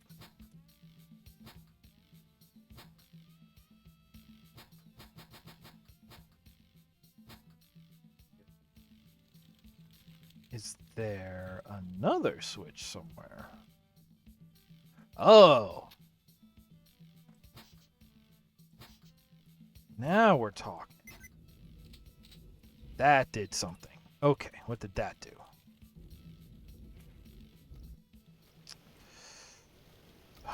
Where do we want to check for what that did?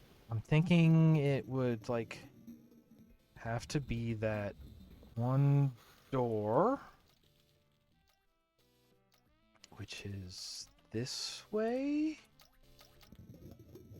Has to be this one, right? Oh, you're killing me. Down here. No. I don't know if this is on me for making assumptions. And well, no, because now that door is a question. I'm looking for anything that might answer that door, you know? Was there like something in that room that very obviously changed and I just looked past it?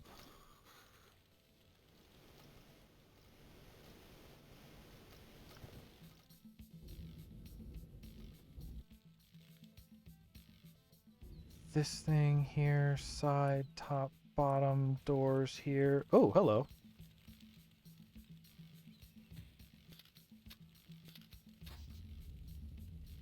Okay. Ooh, that's creepy.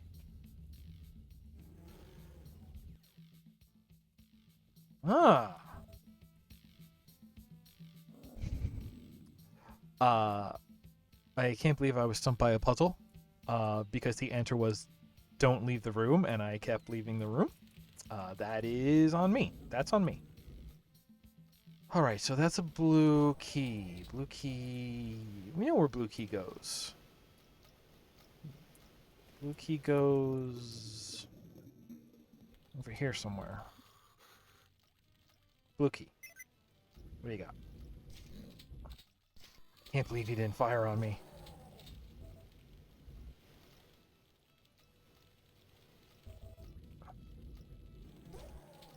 Hmm. Nice stained glass. Be a shame if somebody had a boot.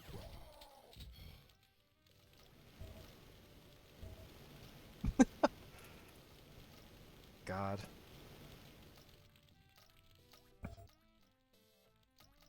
Is that a pen? Is that a... I don't know. Okay. Okay.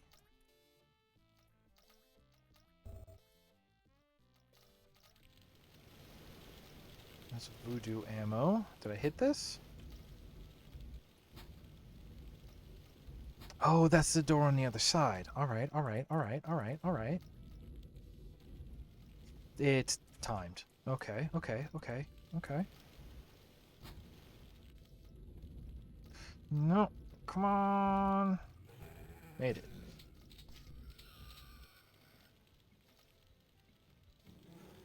Yeah, pretty much. Ooh! Water level puzzles. Nice. Actually, have been kind of missing Saturdays lately because it's been, well, you know, things get rough. But yeah, no, Wednesdays I always sort of picked a middle of the day because I wasn't looking to get a lot of like active watchers, so that way I wouldn't have to worry about, you know,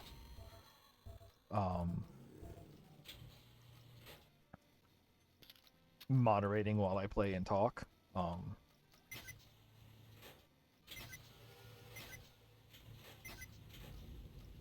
Okay. Oh. I do it because I like all of the work.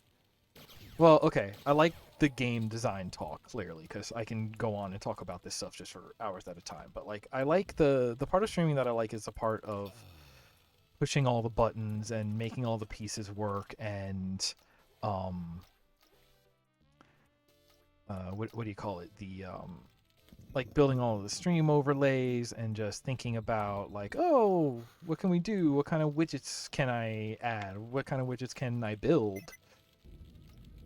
It was nice for Extra Life. I built, like, I found, or I looked at the like a official little widget for donations and whatever, and it was like, oh, it hooks into this API. I can go to there, and then I can build my own widget that uses that API, and then I can display it like this, and I can modify it, and like all of that is, you know, like you were saying, when the programming is the fun puzzle on its own. That's absolutely.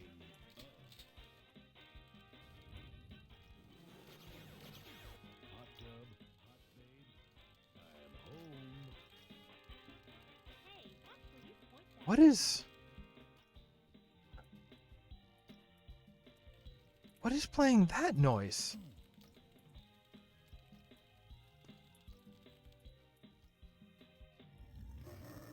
Nah, that's fine, right? Like,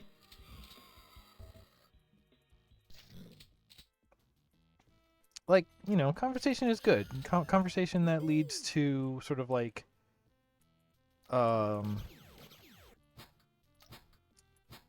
conversation that promotes understanding and ideas, and everybody gets a better, you know, everybody leaves smarter and more wholesome. There's nothing wrong with those. Hey, what was playing music over here?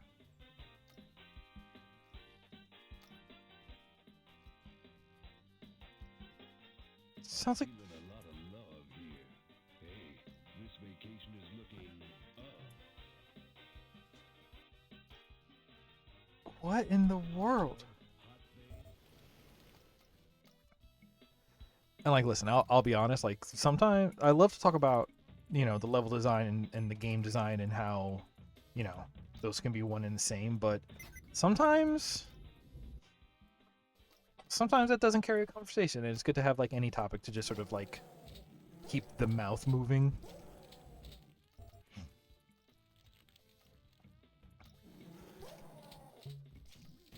Ugh. And honestly, you know, I definitely appreciate it when it's one that I do have opinions on, because that helps to keep it up. There's a lot of things that like, sometimes I run into a lot of issues where like the people who like the same things I like, we like them for different reasons. We appreciate different parts of them. So sometimes it's just like, hey, even if we like have this one topic that we share, it's like, actually, that's not going to be a good point of conversation. I don't think I want to fall down there because I don't know. That look like a secret up there to you? It's like a secret to me. Hey, boo boo. Okay. Okay, we're back over here. Do I just... Like, I'm looking for like a boombox or a computer playing this game or something? Hey, what did we just get out of that? I'm feeling a lot of love here. Hey, this vacation is looking up. Hot tub, hot babes, I am home. I just have to know. No, it's up there somewhere. Okay, maybe we do go this way. Yes, this is a new zone.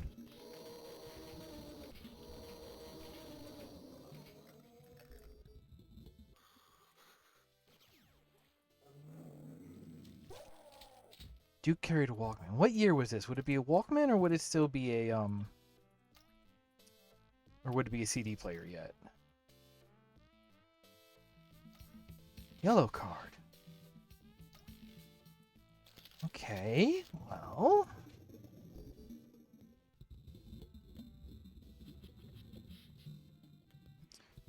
Alright, sunken pirate ship section. Okay. Okay, there's gonna be a code. Pineapples. Alright, what do we think it is? No.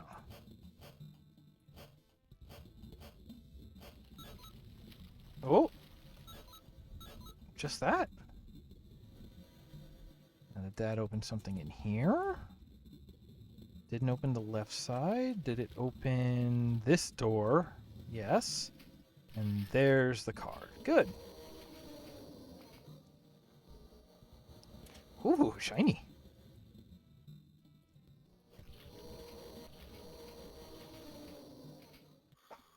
Duke.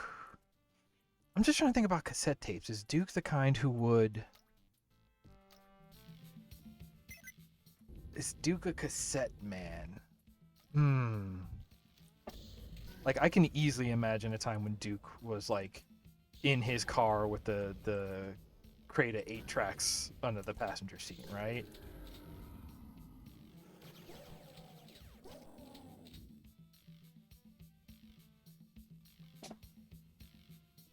Opening like a maw.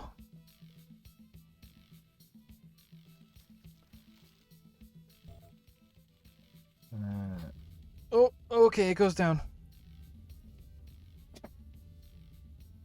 Oh. Wait, is that it?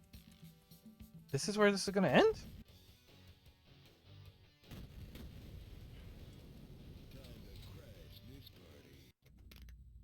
The alien remains.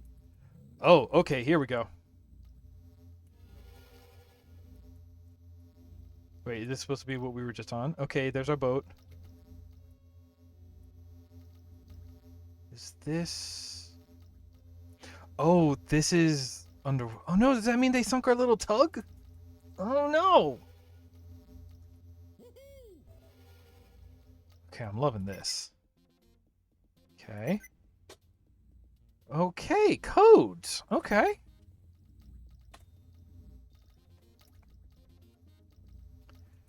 All right. The cup, ice cream, eye.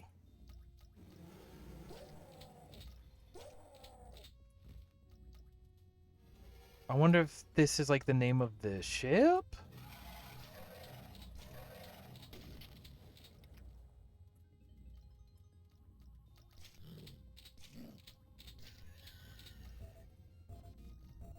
That is not SGA.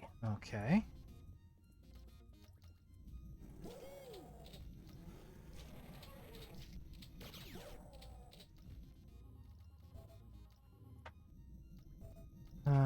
All right. Oh, that's a crack, isn't it? You.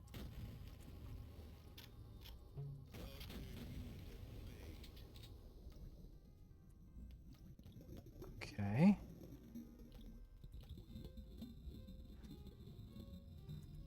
Oh, okay, this is how we get out here.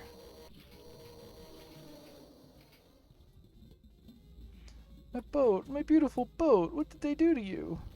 Ooh. Okay, we don't get in there. No! The Kobayashi Maru!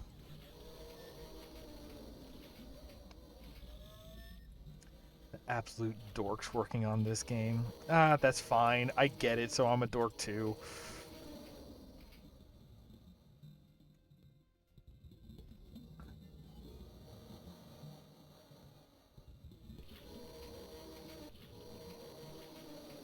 Well, I mean, it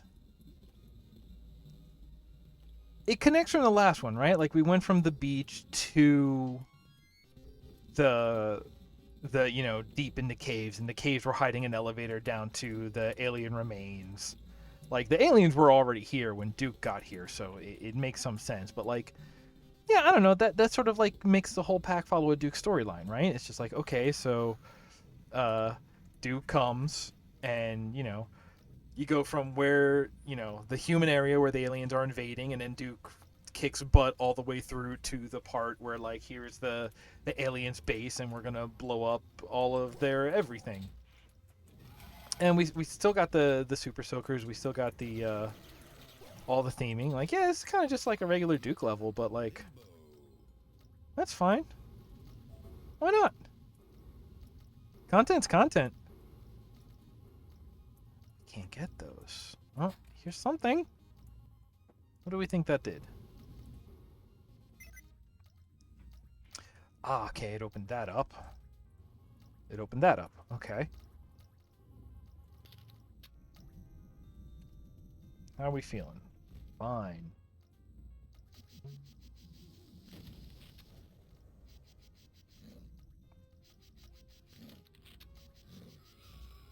Bananas.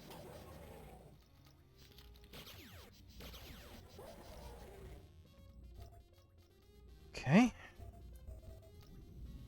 The Conkenator.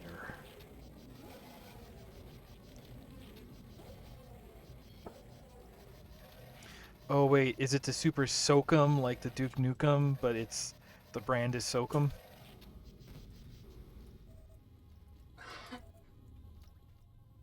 Yeah.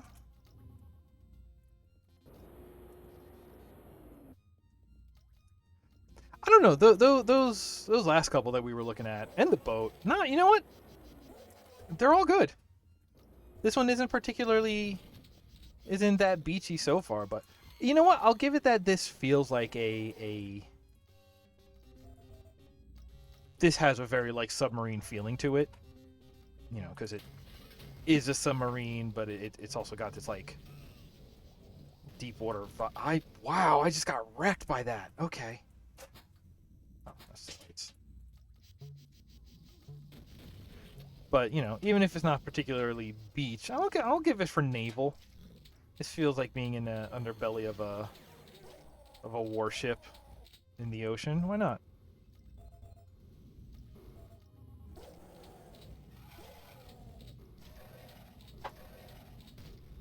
But yeah, that boat map was really good actually. And that was like that was a cruise ship, so that's still a vacation.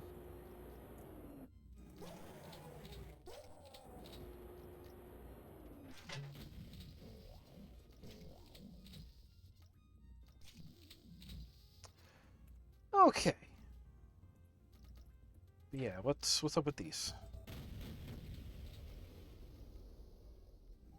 Bingo. Oh, it's just that. Teleport.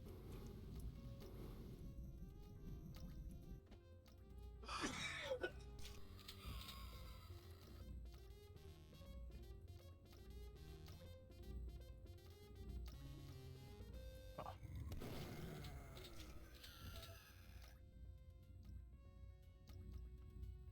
Okay.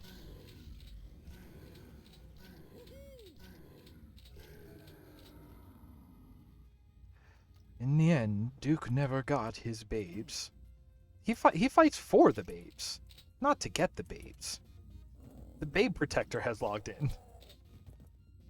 That's the only thing that drove him to action is they kidnapped the babes and blew up his ride.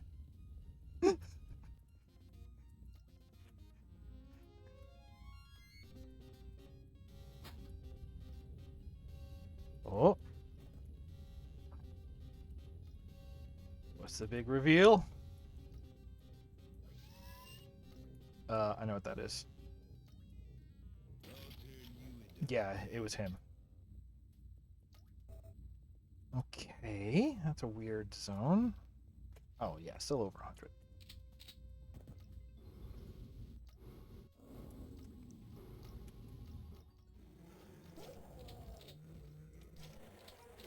Oh, this is yeah, this is this other window that we saw here by the Kobayashi Maru. Okay. I'm like waiting for one of those red things to open out there. Or are we shutting them down? Are we shutting this base down? We might be shutting this base down. Okay, I'm gonna guess this tells us something we did. Maybe. Yeah, I want to know where that is, because that looks like where we put in the code for the ship.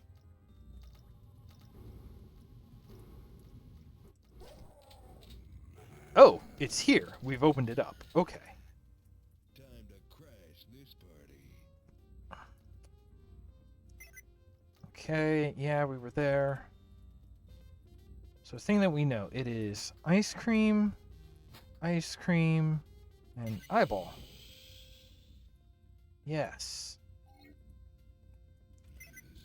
And now we can get the first card. Okay.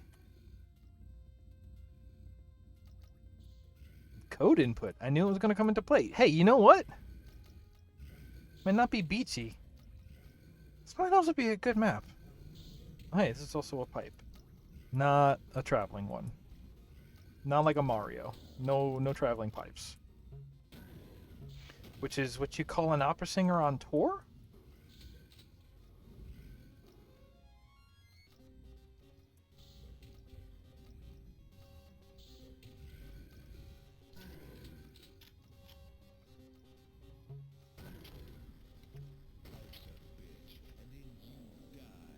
Okay.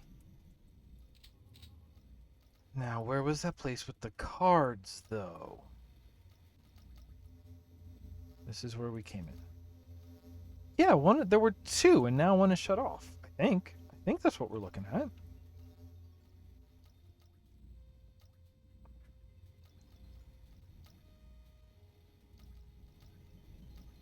Oh, it was up here, wasn't it? Ow, ow.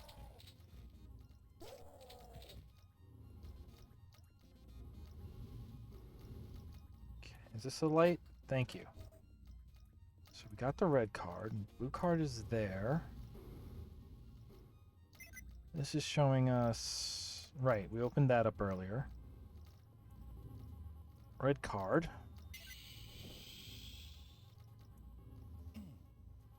But we also need the blue card. But the blue card is right there.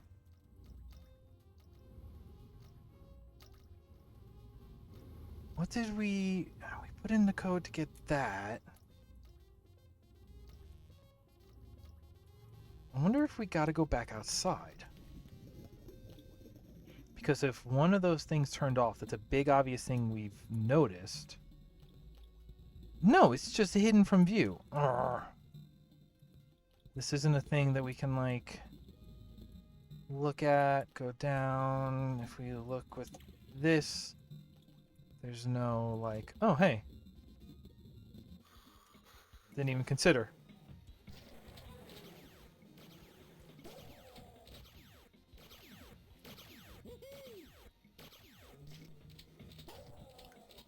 There's a zone up here.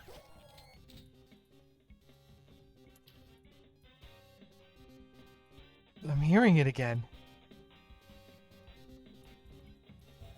Snorkel.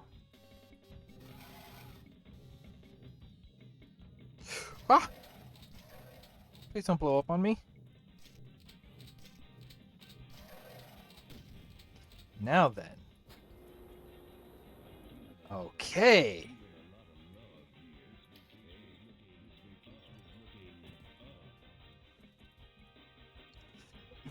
Why? Why is this?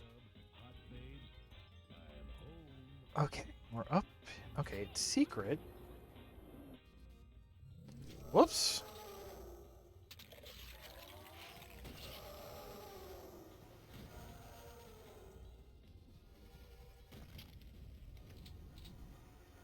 Just... Are we running in circles looking for each other? Okay. Atomic health, coconut launcher. There's that thing. Where is that? Looks like it's underwater, it's out a window, there's a big guy. We did this. We're looking we want that blue key so we can do that. There's still only the one code.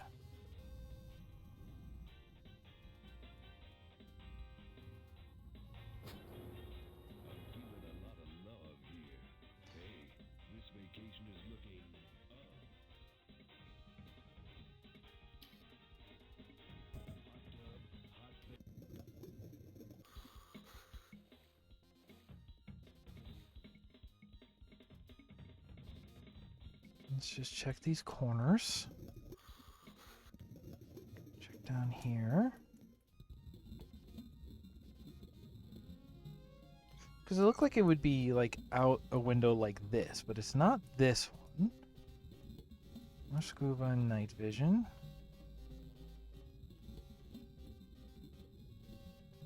More scuba and night vision. Alright, so giving you plenty to explore with.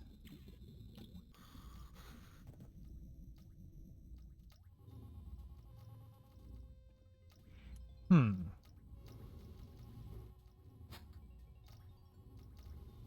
hit that. That just puts that back up. Okay, well, let's explore some more, I guess. I guess we explore more this way.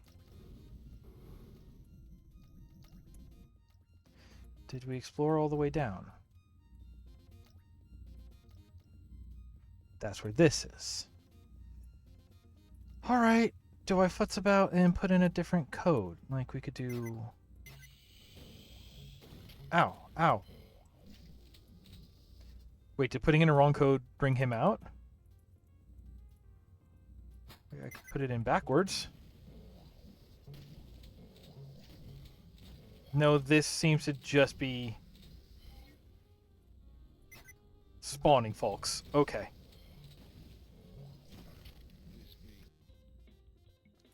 Oh. Did I go in here yet? No.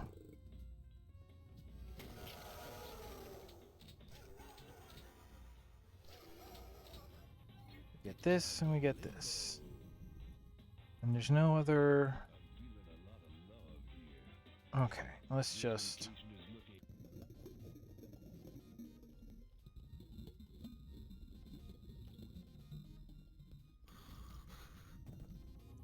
What do we do? What do we do?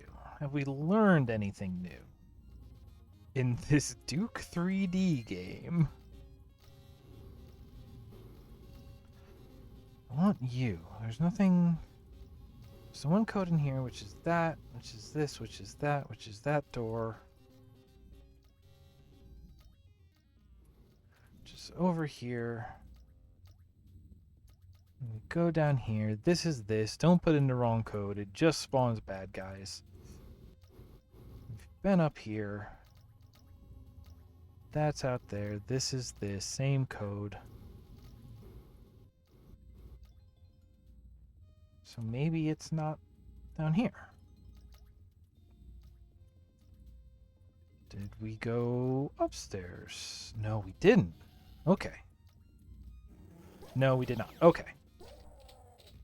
I remember like clearing off the staircase, but I forgot that it's an elevator that we didn't explore like at all. Oh, hey, we're here. We found the guy. Just want to hit him in the arm. He can't hit us. Perfect.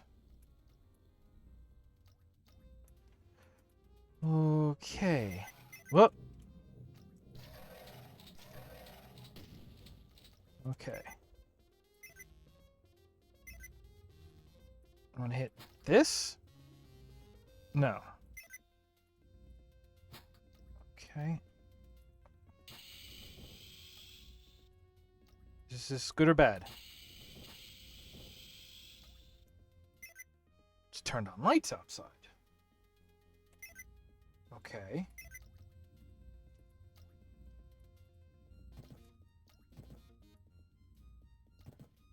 Okay, so that's like a... that's like a Z... sideways T... and like a... L.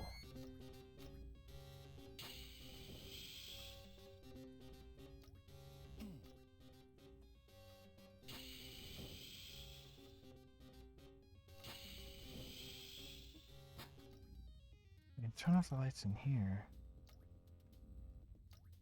Oh, wait, they move!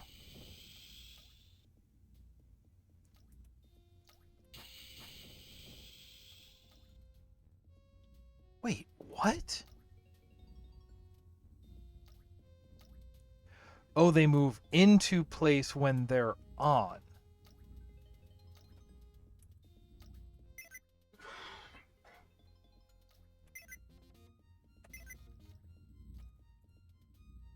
What does that do for us? What does that do for us? Hang on.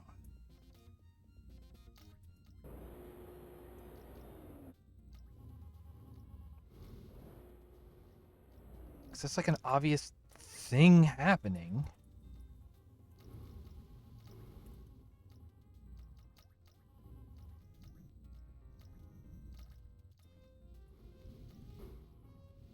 Does it do anything for us?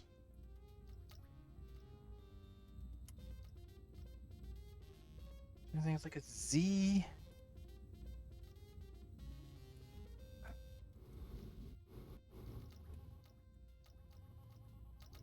Do we... No. Right. That's still what that is.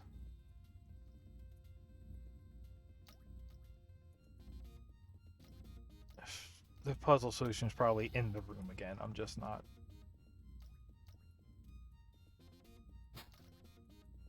What is it? This looks like these. What happens?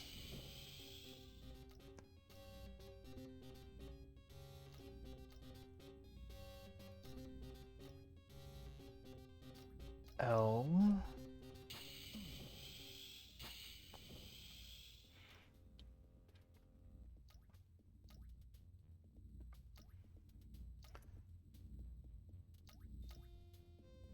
And that's... It says nothing.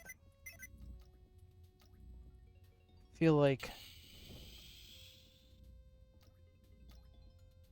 Can we get out there is also kind of a question. It does, but... I haven't... Oh!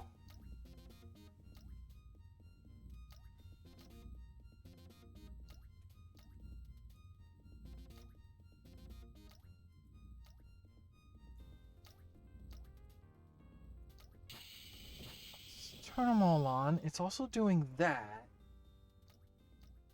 How do we get up there?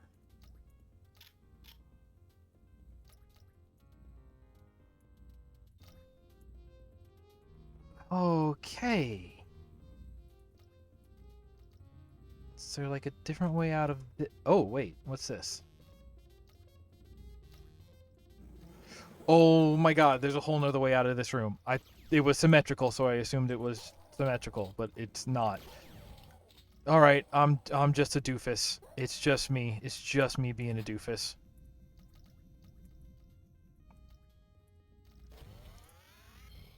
No, I want to know what's up the stairs. Please let me up the stairs. I turned to shrink ray on too soon. Then whiff it.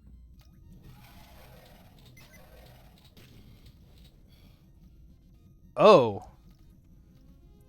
Okay, the green is like this. You're not. The orange is like this. And the yellow is like this. Okay. That's a long way to go, but I do like that this is like a, almost like a code breaking one. And that opened the thing. Great. Okay, so it was all that. All right. There's just a whole separate door I did not see. Zap me, Professor.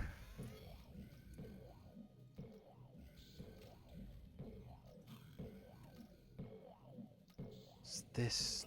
Do we... What got me? I saved, right? Yes. Zap me, Professor. I'll get it right this time.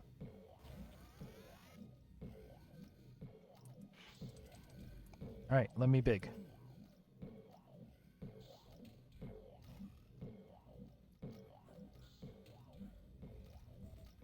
What's this? Oh, hey, back into that room. Okay, good. What's down here? Up. Up. Huh? I mean, I agree. That way is up. Oh, hello. And also right here. Nope. Here? Right here.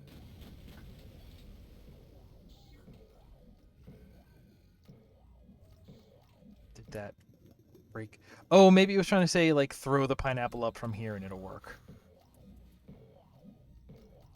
Okay, point is, now we're here. Here's the blue. Here, the bouncing. These bounceless accusations. Okay.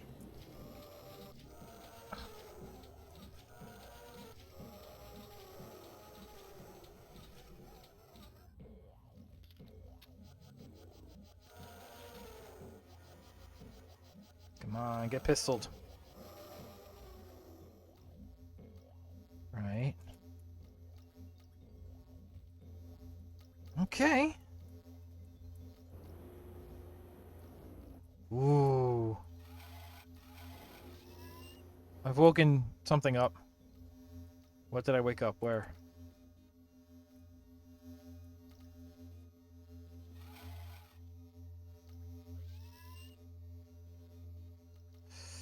Oh, I'm worried what's behind this door.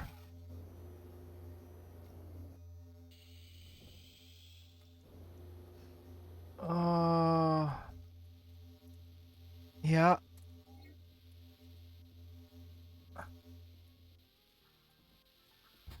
We're gonna do it, huh? Gonna have a big Caribbean fight. Oh. Hey, I'm looking to score. Hey, watch where you point that. Watch where you point that thing. It's ladies. It's ladies' night. You've got such a big mustache. Okay.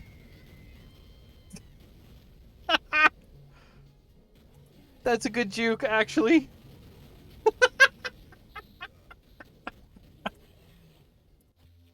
Oh, I thought they were about to juke me. But then it was a double juke. Oh, that's good. That's good, actually. I like that.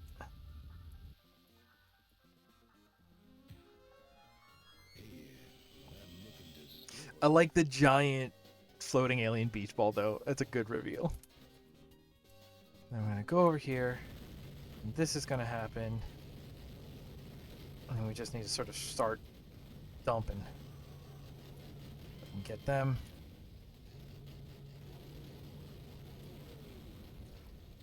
He was in like a hula skirt! In an effort to end Duke's vacation permanently, the dying alien overlord initiates the self-destruct system. With the base exploding around him, Duke desperately looks for a way out. Duke finds an escape pod and quickly releases it, rising slowly to the surface. I'm feeling a lot of love. Duke cautiously opens the hatch to find. Vacation is looking up. So Duke finally gets the vacation he deserves. Home. Yay!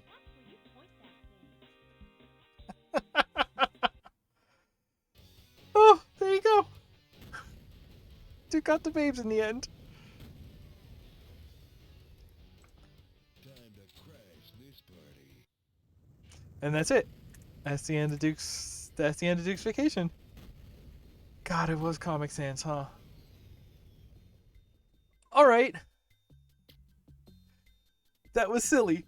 I like that Duke at the end. I'm really impressed by all those levels. That boat was a good, like, nice, like, vertical overlapping areas boat.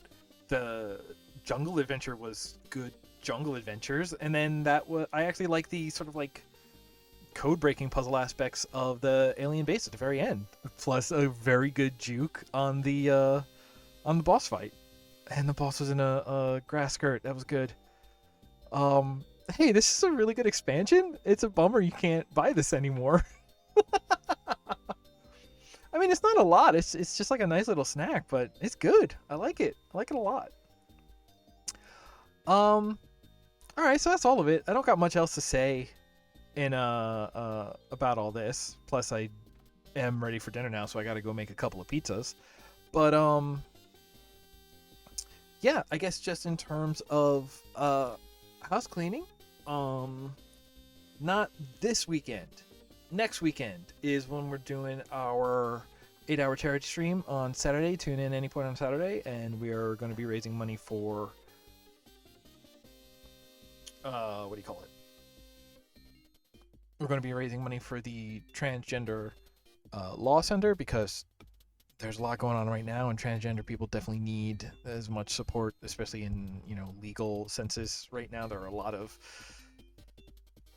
battles for rights going on that is completely bogus, that it needs to go. But if you want to be on the side of protecting people and making sure people are taken care of, that's how one way we're going to support it.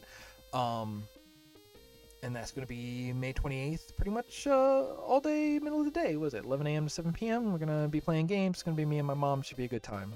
Tune in if you can. If not, donate bit.ly/OBR-info to find out more about that and to donate and all of that.